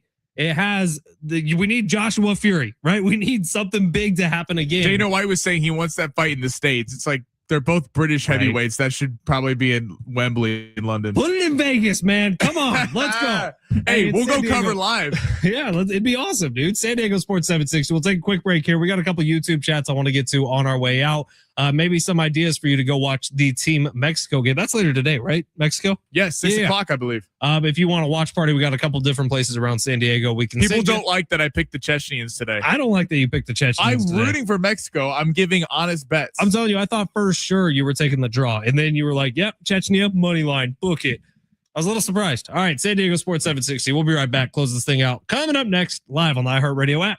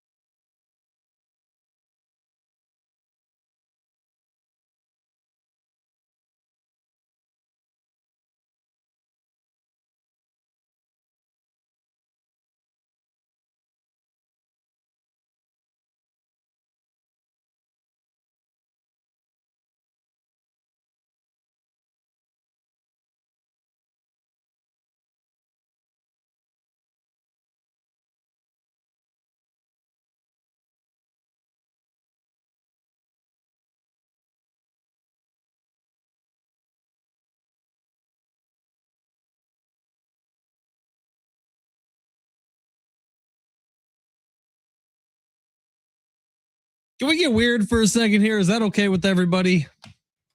Let's get weird. Sammy, you cool with that? Well, how weird are we gonna get? It's a little weird, but it's on the internet, so it must be true. Let's see, real quick before we get to the weirdness. Our buddy Jay Silves on YouTube says, "What up, boys? Just got down here to the Fit Social for SDFC's viewing party. It's free with a QR code to the public. Tell them to cruise on down to Belmont Park. You heard it here. Cruise on down to Belmont Park." Yeah, Fit Social's been throwing some badass events, and for the Mexico games, it's been nuts. Go check it out. If they you made can. the national broadcast. I saw. I know, it was pretty sweet. Let's see. Rich on YouTube says Swiss team is up 2-1 on Canada. They're staying at the Fairmont Grand Del Mar and training at the San Diego Jewish Academy in Carmel Valley. Yeah, the Swiss coach actually had a lot of complaints about the San Diego Jewish Academy in Carmel Valley because of rattlesnake warnings in the area. Get real. Go play a golf course in San Diego. Rattlesnake warnings all over the place. Soft. Switzerland. All right. That's just the people. Tonight. Now we have a bet going on the Brazil-Scotland game. Mm-hmm. What was the bet again? Under 2.5 goals because Rafinha is not playing. Neymar's going to come off the bench, I think. But I think they're going to win 2-0. But you did not bet on whether or not there would be an alien abduction during the game. What? Have you seen this? No. You haven't seen this? No. I just saw it for the first time. But last week, Vo Bahiana, who is a Brazilian psychic with 24 million followers on Instagram, Lord have mercy, has claimed that aliens will invade the World Cup match between Brazil and Scotland on the 24th of June. That would be tonight. Hold on. What is this girl's Insta? Vo Bahiana. Bahiana. Yeah, like I know how to spell that. VO space BAHIANA. 24 million followers. Oh, here we go. Find it. Here's some quotes. Okay, I took one look at her, and yeah, she was interviewed by a Scottish newspaper. Would you like to hear her quotes? Guys, I have to tell you that I dreamed again about aliens invading the soccer field in Miami. The game is being played at Hard Rock Field in Miami tonight. And I clearly saw the players being carried off by the first ship that arrived. I was inside of that ship. And when the ship rose, the mothership arrived in a much larger ship and took in thousands of people from the soccer field. I saw so much screaming, so much crying, so many tears, suffering. I have to tell you that I'm very terrified because, well, it is the second time I am dreaming about this. And they're saying that on the 24th, something very bad is about to happen at this game, at this soccer field in Miami, in the United States. The psychic also claimed that some of the aliens were reptilians, a race often mentioned in UFO and conspiracy theories. Cocaine is a powerful drug. Whoa, Sammy, Vobastiana is not on cocaine. She's a psychic. No, she is obsessed with Neymar. Okay. And he got lost in his eyes and is chasing clout. Oh, yeah, I can't, like, I've been laughing this whole time. What if some stuff actually goes down in Miami tonight? You think there's going to be an alien abduction in Miami tonight? I don't think so, but the chances have to be more than 0.01%. You think if aliens were going to come, Miami would be a good place to visit? Right before Grand Theft Auto 6. Yeah, that makes sense to me. But how did this woman get famous? She has 24 million followers. This is what's such a problem with social media. People like this get clicks. Like 24.4 million. She continues. Would you like to hear the rest of what she has to say? I really don't, but if you're going to tell From us. the Scottish Sun, I saw a huge spacecraft. From inside it emerged aliens who, using something similar to enormous arms, began capturing the players on the field and placing them inside the ship. Then a second spacecraft appeared. Inside it were beings I identified as reptilians. They had a frightening appearance and it seemed to take pleasure in observing people, running a very large tongue over their lips as if they were savoring something. Yeah, these beings captured hundreds of people and took them inside their ship. Yeah, this is called nut job. Really? You don't think? Yes, I think you think it's impossible that this happens tonight. No, I listen. I'm not going to comment on whether there's be an alien invasion, but I think this woman. Some people don't need microphones. She doesn't have one. She has an Instagram account that she's grown 24 million followers. 619 said people from Chechnya are called Czechs, not Chechnyans. Yes, Sammy. Duh. Chechnyans way cooler though. By the way, we did some research during people call Chechnyans. I don't think so. This is the first time I've heard it called Chechnya, but it's always just been the Czech Republic. I watched the show like Barry. Remember Turkey. the Chechnya Mafia? Turkey is now Turkey. Yeah, what is happening? All sorts of new stuff in the World Cup. There's going to be aliens tonight. It's going to be crazy. So I don't know. Maybe we put a little sprinkle on that. Alien invasion in Miami. Are they offering odds on that? We should see. I bet you they do. Who are they going to take? Neymar? No, Vinny? she says it's going to be thousands of people, all the players on the field, and hundreds of people from the stands. This is, again, some people don't need access to social media. Look, if you are talking smack about Vo Batiana, I am going to be talking smack about you. I think she's spot on this one. Were you a Y2K person? No. I was 4 years old. You're Sammy. boarding up the house. Everything's going to crash. This just made me laugh. I thought the quotes were funny. I felt like getting a little weird on today's show. And if stuff goes down tonight, you heard it here first. San Diego Sports 760. You're welcome. We don't need that correlation. Go give a follow to Vo. No, do not give her a follow. Why not? She has 24 million. What's one more going to do? We don't need all of San Diego believing this nonsense. Padres Braves final score tonight, Sammy. 5:40 first pitch. JP Sears on the mound. Ooh. 6-4 Braves. I'm kind of thinking it's going to be higher scoring than that. I think this feels like a 8-6 game. Padres win. Sweep. The I Braves. hope you're right. Sweep they're gonna the have Braves. if they're gonna win. It's gonna become the bats come through. I think Nando's about to go on a tear. I'm just going to say that right now. He's been on a tear. He's about to go on a home run hitting tear. I think he's figured something out. I really think he has. And I think the way that home run went out last night, dead center field, high arcing ball, he's figuring something out. And he finally hit in a clutch spot where they were losing by a run. All right. I'm going and for some reason driving into 114-degree heat right now. So this is why he's bringing up alien abductions. I will talk to you tomorrow. I'm going to be at the iHeart Studios in Phoenix. Sammy will be here in San Diego. Thank you to everybody who was here today, all the YouTube, all the text line. We appreciate you. We will see you tomorrow. Sammy's coming up next. You got some fun stuff coming up? We do. We got my World Cup Insider coming on, Coleman Clayton at 2:30. We're going to get into the Padres, little Brennan Sorsby, as well as the Austin Reeves contract. If you missed Danny Vietti and you want to nerd out on some stuff, either catch the YouTube rewind or go check out the podcast on the free iHeartRadio app. I thought Danny was great today. Lots of numbers when it comes to the Padres. Go check it out. San Diego Sports 760. You're listening live on the iHeartRadio app.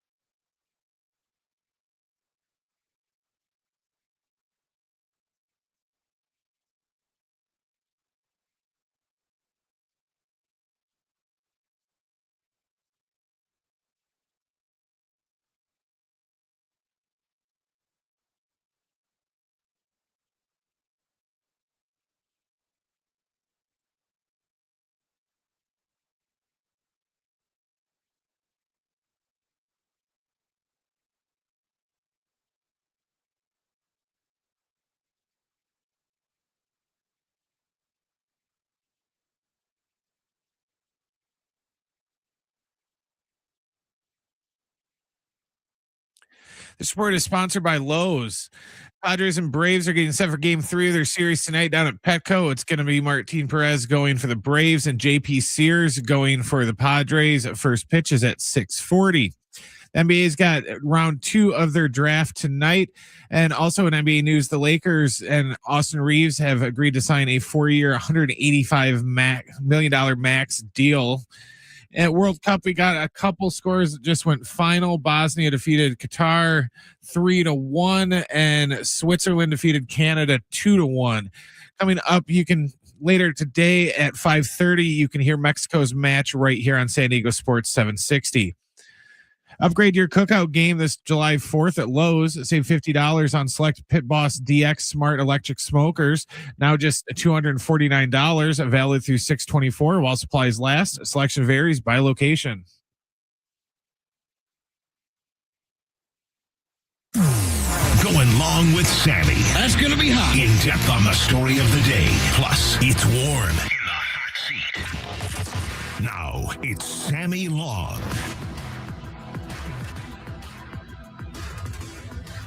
Bats came alive last night, ladies and gentlemen. Padres bats put up. It was great getting to watch Manny Machado kind of be the hero, well, was the hero in the 10th inning yesterday. We got a lot going on the show today.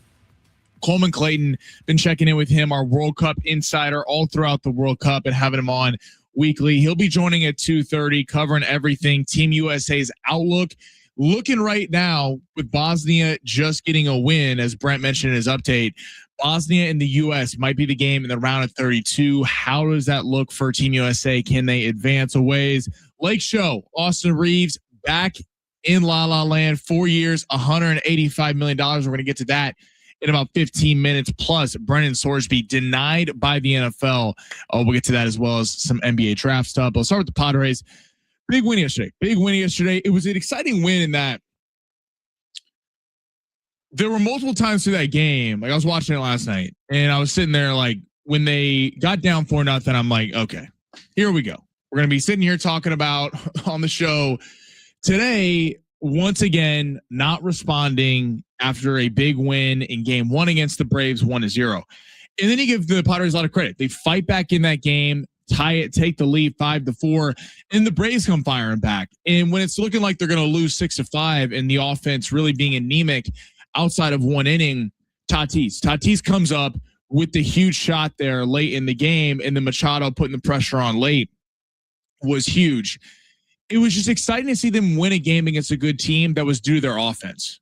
That wasn't due to Michael King having an exceptional outing or the bullpen having to be absolutely nails. It was the offense, and the guys that got paid, they get paid the most money, showed up. Tatis, Machado, Merrill showed up in game 1 with the robbery at the wall. It's nice seeing the guys that get paid all the money showing out. And Machado, so much has been made of his batting average. And look, not everything is fixed. I'm not going to come on here and go, oh, Padres are right back to where they need to be. But we're seeing encouraging signs over the last week with the offense coming alive over the weekend, despite them losing 2-3. Machado getting the home run on Saturday. Yesterday, Machado heating up, or on Monday getting the home run, and then yesterday coming through when it mattered. And Tatis in the last month has been one of the best players in baseball. If you look at analytically, I believe he's hitting like 360 over the last month and has his OPS is creeping up to 900. Again, small sample size, was making up for a rough first month and a half there. But it's nice seeing these guys start heating up, and you wonder what this team can do. Now, it's got to continue. You have to see it over the next couple of weeks.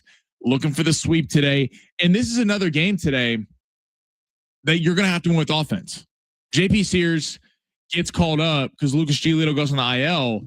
And we're sitting here going, the Padres offense is going to have to carry the team over the next few weeks. With Giolito out, you're already down Musgrove. You're already down Nick Pivetta. And Randy Vasquez hasn't been the same starter he was the first month or two of the season. Not that Randy Vasquez is a bad player. I feel decent when Randy Vasquez is out on the mound, but not the way you felt the first couple of weeks of the season. With Giolito out, and you're going to be relying on JP Sears, who in the minor leagues, his ERA is something I'm not even going to mention right now. It is not. He wasn't great when he was up with the major league team. Wasn't good down in the minors, but they had to bring him up because they need a pitcher. We know Griffin Canning has had his struggles, and so right now the only guys you feel comfortable throwing out on the mound is Michael King, Walker Buehler, and I think Randy Vasquez to an extent. So the bats are going to have to come alive in the next couple of weeks if the Padres want to stay afloat here. Good sign the last couple of days. Hopefully they can keep that up. All right, Brendan Sorsby. We're going to get to the NBA draft and everything that happened in about 10 minutes. But Brendan Sorsby, this story was crazy. We didn't get to it yesterday because we had a packed show. But Brendan Sorsby, if you're not familiar, Texas Tech quarterback, was going to be the Texas Tech quarterback, has the gambling scandal. He was betting on himself when he was at Indiana and then got popped for it. So he won an appeal when he was with Texas Tech a month ago to continue playing. So at a court in Texas, they ruled that he would be allowed to play. He would be suspended for the first 2 games of the season and then be allowed to play for Texas Tech for the remainder of the year. Now, the first 2 weeks of the schedule were absolute cakewalks for Texas Tech. They don't need, trust me, they don't need Brendan Sorsby to get through those games. And then the Big 12 was like, we're not going to have this. Deion Sanders, who's also in the Big 12, was a big critic of this. And it was kind of, a shock around the college football landscape that you're going to let this guy play when he was literally gambling on his own teams. Now, he wasn't betting against his own teams, but he was gambling on his own teams, which is obviously a major problem for any sports league. And then what all happened? So the Big 12 sues. They rule he can't play. Then he's going to go to the NFL. And the NFL was going to hold a supplemental draft, which took place in a month, where the supplemental draft, those who aren't familiar with it, is a draft the NFL can decide if they want to hold or not, where any team anonymously can bid a draft pick for that player. So if any of you are playing fantasy football and you've done it on auction mode, this is basically what the supplemental draft is, where you're bidding for players, right over there, where you're bidding for players and seeing if you can get them. Now, this is going to be the most fascinating supplemental draft we've seen maybe ever, because Brendan Sorsby was a projected first-round pick next year. No, was he Arch Manning, Dante Moore, Jaden Mayavel, Norris Sellers? It's a loaded quarterback draft class next year, but Sorsby figured to be a part of it. And NFL scouts said that Brendan Sorsby would have gone behind Fernando Mendoza this year, as well as Ty Simpson. But outside of that, he would have been the 3rd quarterback taken. He would have been higher than Drew Aller, Cade Klubnik, all these guys. So this became kind of fascinating, that could an NFL team steal a big time player in the supplemental draft with the unique circumstances of him having the gambling probe. I'll shut this down. The NFL will not be holding a supplemental draft after a couple of weeks ago thinking that they would. And I think the NFL just didn't want the headache. They don't want the PR hit of this. But Paul Feinbaum today was on ESPN talking about the decision of the NFL to not hold the supplemental draft and not allow Brendan Sorsby into the league, at least this summer. Here's what Paul Feinbaum had to say. Well, this falls sort of right in your bailiwick, the area between the collegiate side of it where they made their decisions and now the NFL has made theirs. What's your reaction? The NFL made the absolute correct decision, and it wasn't worth it, Greeny. Sorsby made one in some Fort Worth courthouse, but they didn't win in the court of a public opinion, and they lost badly in explaining their case. They didn't even try to camouflage what had gone on here, other than to say, hey, our guy went to rehab and he's fine. Wink and a nod, take our word for it. The NFL is not going to take their word for it. And they also read the room. Almost everyone in the collegiate space hated this decision by the judge. They did not want him in college football. The only people that wanted him were the people that run Texas Tech. They made complete fools out of themselves. And I'm sure the NFL took notice and said, no way, we're not dealing with this. They made the correct decision. Paul Feinbaum's right. I'm never been the biggest Paul Feinbaum guy over the years, but he is right in this. The NFL doesn't need Brendan Sorsby. This is not a league that's desperate for stars. Now, I'm sure some teams around the league were bummed. I think if you're a team like the Pittsburgh Steelers or the Atlanta Falcons or the Minnesota Vikings, maybe, teams that figure to have decent records this upcoming season, but still need a long-term solution at quarterback. Kyler Murray with the Vikings, maybe he is. Aaron Rodgers obviously is not the long-term answer there with his age at 42. Drew Aller, they drafted out of Penn State, doesn't figure to be some big-time starter. And Atlanta's rolling with Tua and Michael Penix, and it feels like they're just kind of getting ready for the next phase of Atlanta Falcons football.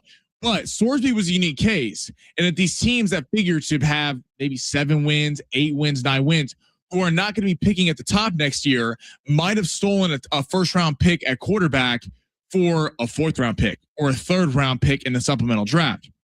Now, the NFL made the right decision. The NFL is like, we don't need this headache. We don't want to hear about the fact that we're allowing gambling in. We've seen gambling scandals with college football, with college basketball, with the NBA. Had a huge one last year. The last thing the NFL wants is to get into that whole drama and mess. But Brendan Sorsby could have been an answer to one of these teams. And also, like, how does he fit in the locker room? Are guys just going to accept him right away? Now, he did only bet on his own team, so there is something there, but he was gambling when he wasn't supposed to be. But this was a guy who last year at Cincinnati threw 27 touchdowns to 5 picks and almost had 3,000 yards passing. So this is a guy who can play football. It'll be interesting to see next year if he becomes a sought-after quarterback. Because of the fact that Dante Moore out of Oregon, Arch Manning out of Texas, Maeve out of USC, TJ Carr out of Notre Dame, Julian Sand, the local kid out of Ohio State, there's so many QBs next year. Is Sorsby kind of forgotten about and is taken in the middle rounds, and someone gets a gem in the quarterback world? Because you figure the Jets, the Cardinals, these teams that are likely going to suck next year are going to have their pick of the litter and don't need to worry about the whole Brendan Sorsby drama. But it's, again, a team like Pittsburgh, a team like Atlanta that's going to have a decent record, but once their franchise quarterback, the supplemental draft could have been a big help to them. But I'm sure the NFL didn't want to deal with the headache of if he's actually good, if he ends up winning this team something, dealing with the fact that he should be in college football and shouldn't even be in the league right now. All right, on the other side, Austin Reeves back with the Los Angeles Lakers on a 4-year, $185 million max level deal. Was this the right move for the Lakers? Text us 70470. Start your message with team. That's next on the other side. Coleman Clayton, our World Cup insider, coming on at 2:30. Go along. San Diego Sports 760 live on the iHeartRadio app.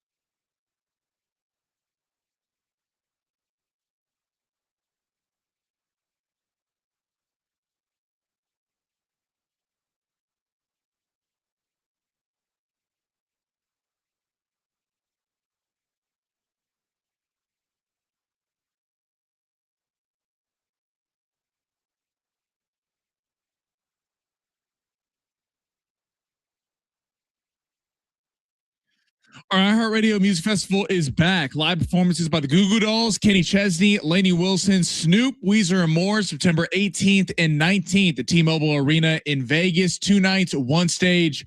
Now's your chance to buy tickets at AXS.com. Get them now before they sell out.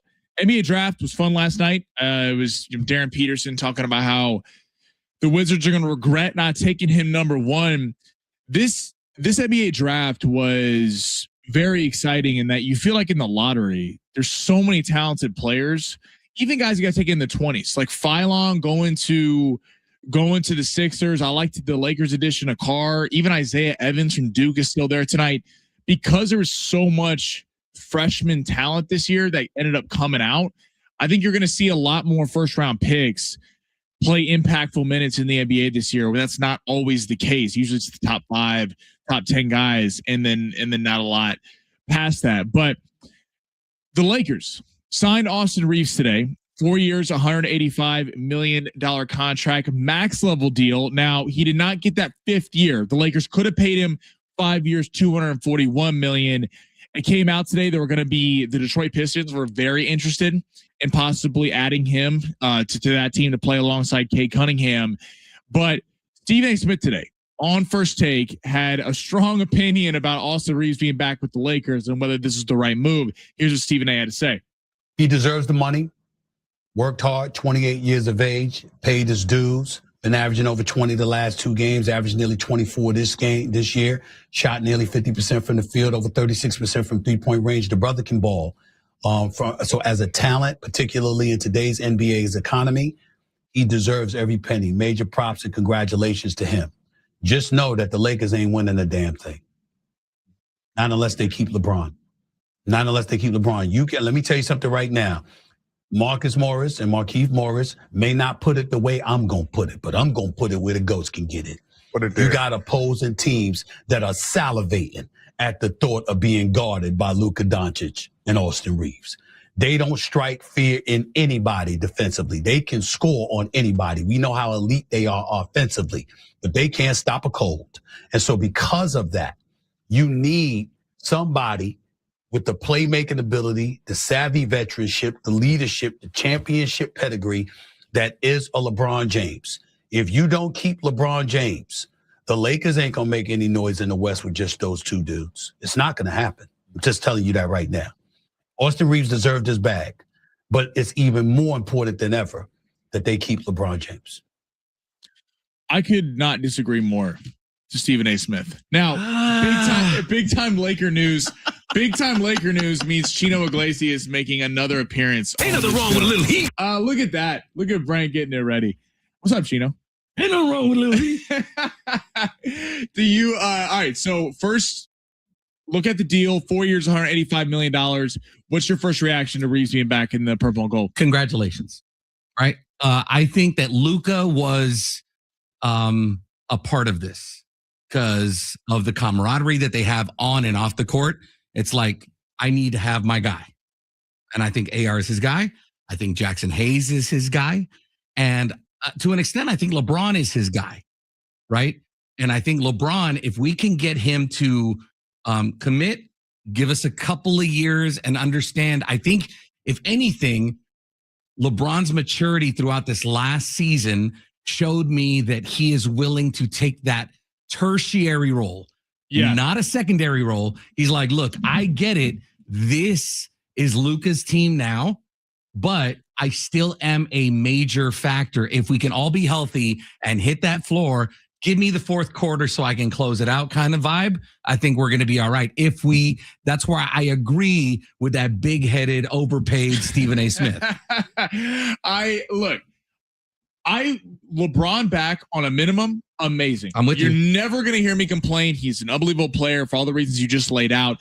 And LeBron deserves a lot of credit for playing off ball. Yep. Not a lot of guys in the league. Not a lot. With LeBron's numbers would be okay with playing off ball with Austin Reeves and Luka Doncic. Here's my problem. They're negotiating right now. Yeah. So that means that LeBron is not taking a vet minimum. Because if he's taking a vet minimum, they would just sign that deal. Reports it could come in around $35 million. If you're asking me, does Rui Hachimura and LeBron being back with the same team, or LeBron being gone and the Lakers trading for a franchise center and Walker Kessler or Jalen Durner, one of these guys, and getting a legit big for Luka Doncic, who he made clear last week to JJ Redick and Rob Pelinka that he wants. I think the Lakers are in a much better spot if they get a star center versus still being in the LeBron business. Send Ayton. I think that's a negative. I think people are paying for it. Send Connect. Send Vando. Send the equipment guy. You know the other team has to agree to the deal, right? The team bus. Send the Pepsi machine. Send ownership of anywhere in Los Angeles. Give them a condo. I don't care. Do whatever you can to go get Walker Kessler. If you can make it happen without messing with the foundation that we have. Because, okay, what I do agree with Stephen A saying, you can't do it without LeBron. Yeah, they'll make noise without LeBron, but they're not going to get far. Right. I think you still need that leadership on the floor, like a floor commander kind of thing. Luka doesn't play defense. Austin Reeves is hellishly he's terrible. A sieve defensively. Sieve is the perfect thing. So if you have that floor leader in a sense, or a coach on the bench too at the same time, I think LeBron brings a lot to the table there. But you can't trade him away, sign and trade. I don't know the situation here, but I think the key is Ayton's got to go. Jackson Hayes, or come off the bench. I mean, there were some games where wow, he did something. Right. If he was on a bench role where he was not the franchise center, but come on, interesting. Crunk Juice isn't going to sit on the bench and be happy. But no one's going to take him. So how are you going to unleash the beast on the bench? If to hide Reeves and Luka defensively, because I get the concerns. I get people who are like, you can't win like this. I think Austin Reeves and Luka can win. If they are surrounded like how the Mavs surrounded Luka and Kyrie. You had multiple bigs. You had Gafford. You had Lively and Najee Marshall. And then 3-and-D wing defenders like PJ Washington was there. All those guys. If you fill that out, because Luka and Reeves can score against anybody. The problem is, are they going to get exposed defensively? No, 100% they will. 100% that they will. I think the addition of that draft pick, Carr, I think that's a good pick by the Lakers. I think it's a great pick. I think he spreads the floor a little bit. A wing defender, solid scorer, lob threat. And I don't know much about him, but I went into a rabbit hole last night. Okay, I'm cool with this, right? And looking at how Baylor kind of ran their offense and how they played defensively, kind of Houston Rocket-ish. And he became the guy. He wasn't supposed to be the guy at Baylor last year, but he was. And, I'm not saying he's going to come in and make an impact, but I think if anything, that kind of solidifies the bench a little bit. We need to make a couple of other moves, and we're not done. At least I hope not. I feel like they got a plan. I feel like, yes, there is a plan. I feel like there is a big checkbook, and they're ready to, what did the Warriors do back in the day when they went for their 3 and 5? They were paying that, that tax. They were paying, the apron because of we want to win. We want to win now. Let's go get Durant. Let's pay Iguodala. Let's pay Klay Thompson. They went into it. And that's where the Walters group with the money can really help. Chino Iglesias, my guy. You're the best. We're up against on the clock here. I got to guess. Chino will be back on Monday, or if any other big Laker news break. All right, on the other side, my World Cup insider, Coleman Clayton, breaking everything down, everything we need to know as this World Cup keeps going on until the knockout stage. That's on the other side. Going long, San Diego Sports 760, live on the iHeartRadio app.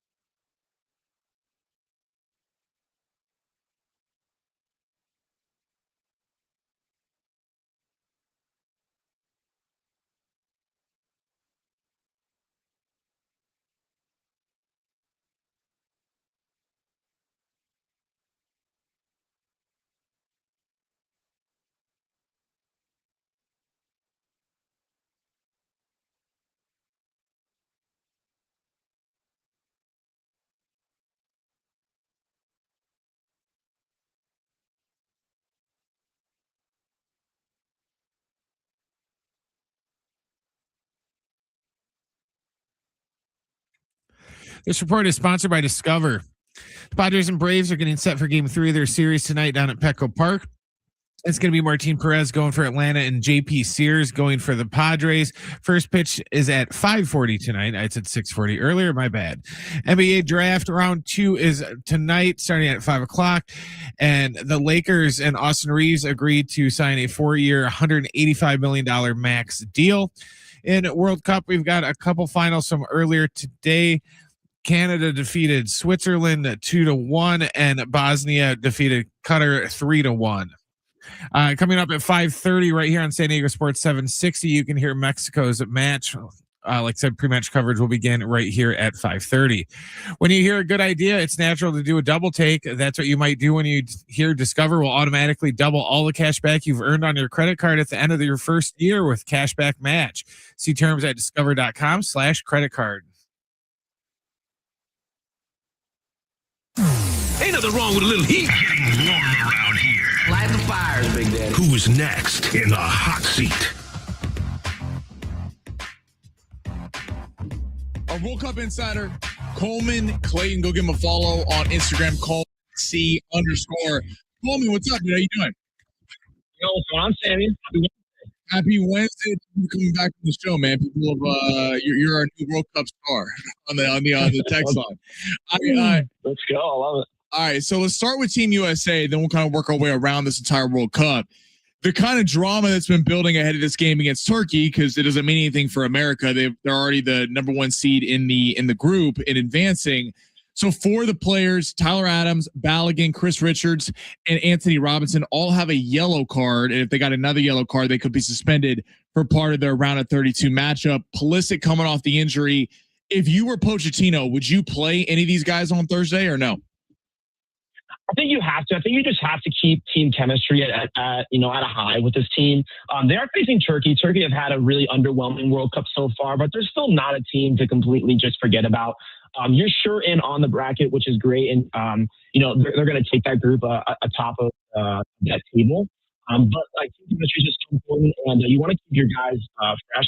Now, do I think you sub them off maybe at halftime, or if say the U.S. gets a couple early goals? Absolutely, you don't want to keep them in the entire game, and they're going to be just as important for the knockout stages on that first game. So that's what I think they should do. Especially looking at today with Qatar losing to Bosnia. Bosnia pretty much a sure-in matchup for the U.S. In the first round of 32. So, like I said, I think you just got to keep your team playing strong. Start those players, but don't keep them playing the entire game. Do you see, you mentioned Bosnia potentially likely in the round of 32. Has expectations around Team USA, how far they can go, changed for you, or where are you at with that? Absolutely. I mean, you look at all these teams that just kind of had subpar starts or had high expectations going in, but have kind of fell short. Teams like Ecuador, teams like Belgium, and you look at how strong the U.S. have started. I think no matter where the World Cup was going to be hosted at, any team that starts off with 6 points is one to watch going into the knockouts. And what makes a big difference is that the U.S. are playing on home soil. They're playing in a much bigger tournament. And especially like we just talked about, Bosnia being the potential matchup for that team, and Bosnia not looking too good the entire World Cup. The team they're beating is just Qatar. I have pretty high expectations for the U.S. To 100% make it to the round of 16 at least, and then we'll see who they face. You picked Portugal to win the whole thing before the tournament started. Portugal got back on track yesterday, 5-0 win over Uzbekistan. Ronaldo gets 2 goals. I don't know if you saw, but Ronaldo post game was asked a question about Lionel Messi, and he just kind of dissed the reporter and moved on. What do you make of that? Did you like that from Ronaldo, or do you think it was a little petty? I think people like to chalk it up to, Ronaldo, it kind of being in his head. But honestly, I think just to take a not very exciting take, I think he's just all business. I mean, Portugal drew their first game. Ronaldo didn't get on the score sheet. Yes, they did win 5-0, but that's a team that's expected to go all the way to the final with the squad that they have. So I think entertaining those kind of questions just are going to be not worthy of Ronaldo's time. However, I do think when you're constantly debating the same conversation with Messi, who's the best soccer player, best soccer player of all time. It's not questions you really want to entertain. And he definitely had to be thinking a lot about that as, he saw his better half score 5 goals in 2 games. And luckily he was able to get on the scoreline against Uzbekistan, but I wouldn't really chalk it up to be too much. They've been kind of, prepared for years. And, every reporter wants to always, bring them up whenever they talk about each other. So I wouldn't chalk it up to being too much. Coleman Clayton, World Cup Insider, right now. The Golden Boot Award is something that really is, obviously everyone's trying to win the World Cup, but the Golden Boot Award really does mean something. Usually given to the person who scores the most goals in the World Cup. Currently, Kylian Mbappe and Lionel Messi are tied in odds right now. Messi is slight favorite at plus 160. Harry Kane's up there. Erling Haaland, Cristiano Ronaldo. Who would you be placing your money on as we kind of come down to the knockout round here? Good question. How funny is that in 2026, after the 2022 World Cup final, we're seeing 2 of those countries' their best players neck and neck for the Golden Boot this early in the World Cup. I mean, it's an absolute treat for us as viewers to be able to watch them go at it, and who knows when you face each other eventually down the line in the rest of the World Cup. In terms of who I think is going to get it, I mean, I don't know. Usually, having around 6 or 7 goals will put you kind of as a sure-in Golden Boot winner in most World Cups. But I mean, Messi's got 5 in 2 games, and he still has Jordan to play this coming week as well. So honestly, we might get to a point where to win the Golden Boot, you might have to have, 10, 11, 12 goals, which is really wild to think about. And I really hope it ends up being that way for the viewers of the World Cup. In terms of who I like to win the Golden Boot, oh, man, I think France's attack is just so ridiculously scary. With Mbappe, Olise, and Dembele. And after watching them play Iraq, it just seems like that chemistry of those 3 players up top is just improving more and more by the game. And it's getting really, really scary for the rest of the teams in the World Cup as well if they're going to face up against France. I do like Mbappe to finish as the winner of the Golden Boot, especially with his performance in the first 2 games. But France is really, they freak me out. They are so wild to watch on TV and how they play, and especially watching, each one of their players at their club teams and, coming together to form essentially a super team this World Cup. Mbappe's on fire. That's who my money would be on. You mentioned that typically Golden Boot winners, 6, 7 goals, something like that. It might be like 12 goals in this World Cup. Some people have kind of made that case that all these excellent performances early from Messi, Mbappe, Ronaldo in the last game, Harry Kane, are taken with a little bit of a grain of salt, and that the tournament is expanded so they're not doing it against the top competition. Do you buy into that, or you think it's just kind of people hating? I don't buy into it. I think it plays maybe a very small percentage of that. But, at the end of the day, someone's got to win the Golden Boot. And to win the World Cup, you have to beat some of the best teams out there. To beat some of the best teams out there, a lot of times you have to count on your best players to score goals. And if the best players currently in the World Cup already have that kind of foot in to be considered for Golden Boot, they're getting started early. They're building momentum. That momentum's only going to grow as they go throughout the knockout stages. I'm not really buying into that too much. You look at Messi, for example, he has the most goals so far of every team in the World Cup. First game, he scores 3 against Algeria. Algeria is not a team to scoff at. That team competes. They have pretty solid players on that team. And Messi puts 3 past them. Next game, they face Austria. Austria, another solid team, a team that continuously shows up in the World Cup and shows up in Euros as well. He put 2 past them. So, like I said, I think, yes, with a bigger tournament, take it with a grain of salt. But if you see these players continue to shine as we go into the really intense part of the World Cup, don't be surprised. I'm with you too. It also just from a lot of people who maybe don't watch soccer religiously week in and week out, getting into the World Cup, it's people like scoring, like in the NFL. People like offense. People like when people are scoring, kind of adds an audience to it. So I like all the stars are certainly put it together. The knockout stages begin Sunday. We got a couple more big games the rest of the week. Norway, France, Holland versus Mbappe has been circled. Portugal against Colombia, Brazil, Scotland. Which will be going tonight. What game are you kind of circling before we get to the knockout rounds? Man, That's tough because a lot of teams kind of already shored up their place in the table of their group, and I think a lot of teams are looking towards the knockouts. I think the game I'm looking forward to the most has to be Portugal Colombia. That's a game where I think Portugal have scored 5 in their past game against Uzbekistan. They tied their first. Can they build momentum? Can they assure themselves as a considered favorite once again if they beat Colombia, which they absolutely will? I mean, can you imagine if Ronaldo scores in back-to-back games? It's like people will completely forget their draw against Congo because Colombia is not a bad team. Colombia is, I think, predicted to be the second best team in that group. But they have a chance to win as well. So I really love that game. And then another game I'm looking at is Japan-Sweden. Not a game that features a ton of big names, so to say, but Japan has had, really quietly a pretty solid World Cup so far. They drew against the Netherlands in their first game, 2-2, which was an incredible game. The Netherlands then go on after to absolutely slam Sweden. And then you look at Japan, they absolutely slammed Tunisia. So now you have Japan, Sweden. If Japan beats Sweden pretty convincingly, Japan's going to be, I think, the sure-in dark horse of the entire World Cup. So there's a couple games that I'm looking forward to watching as we approach the knockouts. But at this point, man, I'm getting impatient. I need the knockouts. It's the best part of the World Cup. And I think the knockouts, especially with this many teams this year, it's going to be so fun to watch on TV. We'll have you back on next week, but since please, man, come on, we love you. But since the knockout rounds get going on Sunday, what team at the top are you a little worried about that will be making the knockouts, but you're a little unsure? Not to put you on the spot, but of maybe making as far of a run as people expected them to. No, not super on the spot at all. Man. I hate to say this, but I want to say this, but right now it's the U.S. Yes, they have 6 points out of their first 2 games. However, one, it is the U.S. They have not had the best of luck in the knockouts. And I'm really, really hoping that they change my mind. Again, it's just I have it circled. If they can win that first round match, and like I said, it's looking right now.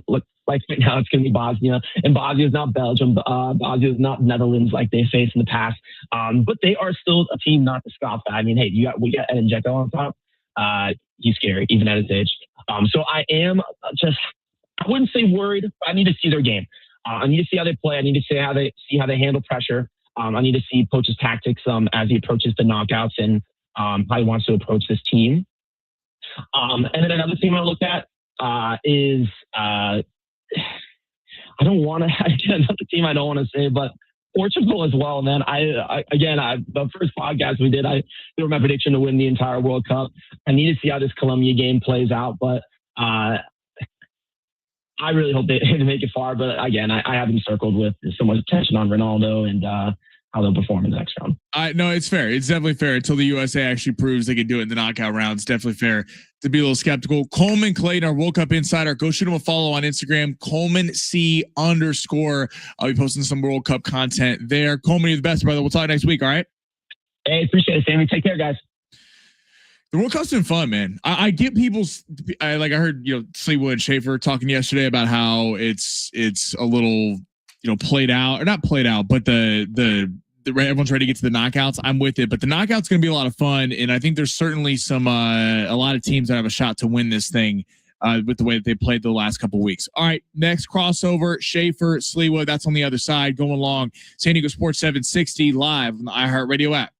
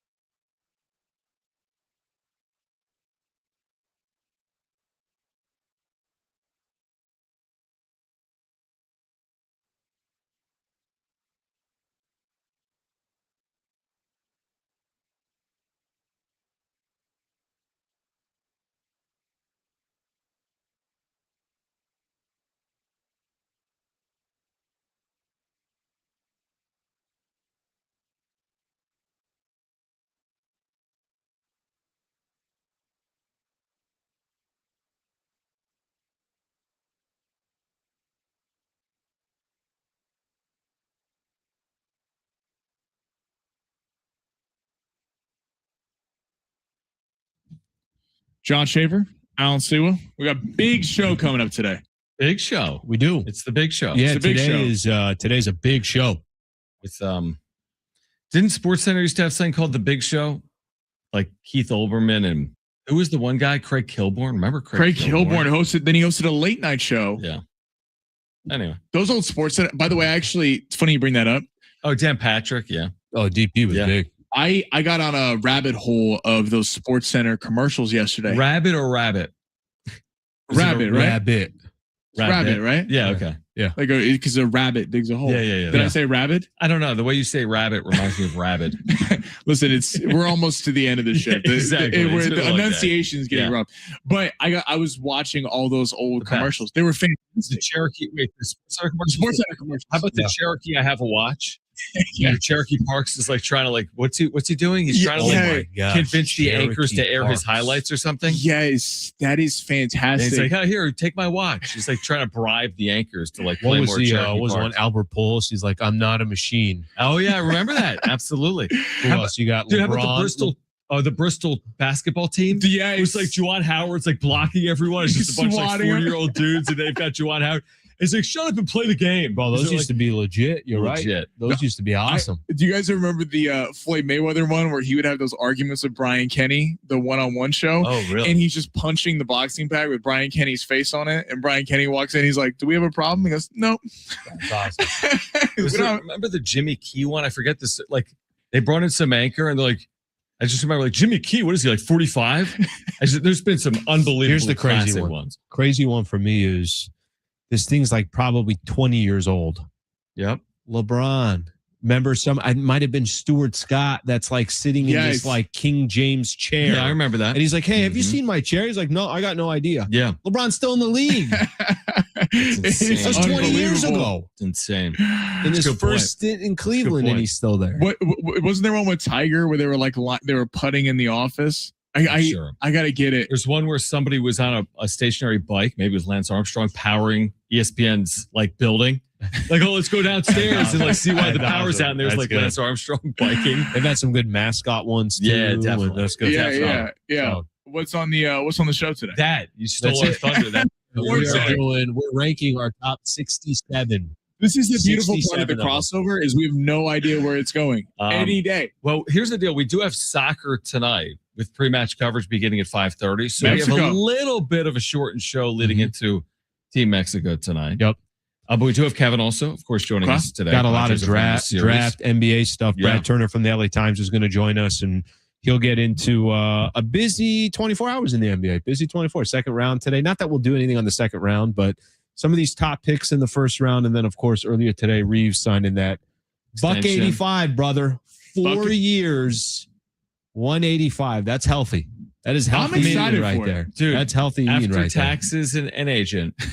Are you going condo? Are you going small? What are you doing? Renting? Condo in Pasadena. Maybe. Well, can I ask you a question? You said you're excited about it. It's not a surprise that he signed. No, because I'm happy that ahead He's of free agency next week, this is out of the way. Mm-hmm. What's free agency look like real quick? Like what are the there's like 3 nobody. to 4 names? That's what I was thinking. They're all I'm not It's hearing all the names. it's all restricted free agents like Peyton Watson, Duran from the Pistons, Walker Kessler.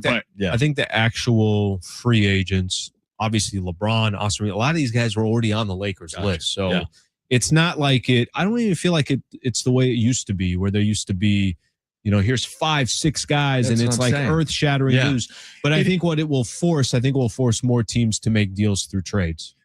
Also, the restricted part is interesting because like the MLB has a weird free agency and then it's just open-ended. It doesn't really have a start. Right. And then the NFL really is the only free agency that does it right when there's a opening period and then everyone signs, because with the NBA, you have that. But to that end, there's sometimes only a couple guys who really matter. The Reeves one's interesting because I think if you took a gauge, Sammy, I ask you this. What percentage of Laker fans do you think are excited, like you just mentioned about Reeves, and what percentage of Laker fans do you think I bet it's split 50-50. No, I think it's higher the other way.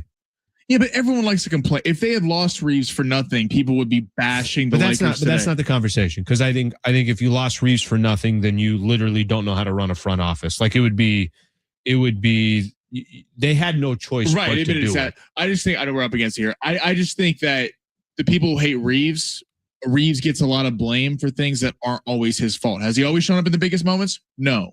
But I think we're holding his performance 2 years ago in the playoffs still against him. Dude, what about this year? Maybe he wasn't healthy, but I watched this year. It didn't look very good. He did look good against OKC in 2 and 4, though. But game 1, you're right. He was a disaster, which is fair. I guess more fit. I think that's more the biggest question is how will all fit. So they got some work to do. Let's just say that. Keep listening to these boys on the other side. I will be back tomorrow. See if the Padres can sweep the Braves. Got full coverage of all that, plus reaction to the World Cup tonight. We got Team USA tomorrow night. That's all at 12 o'clock tomorrow. These guys on the other side.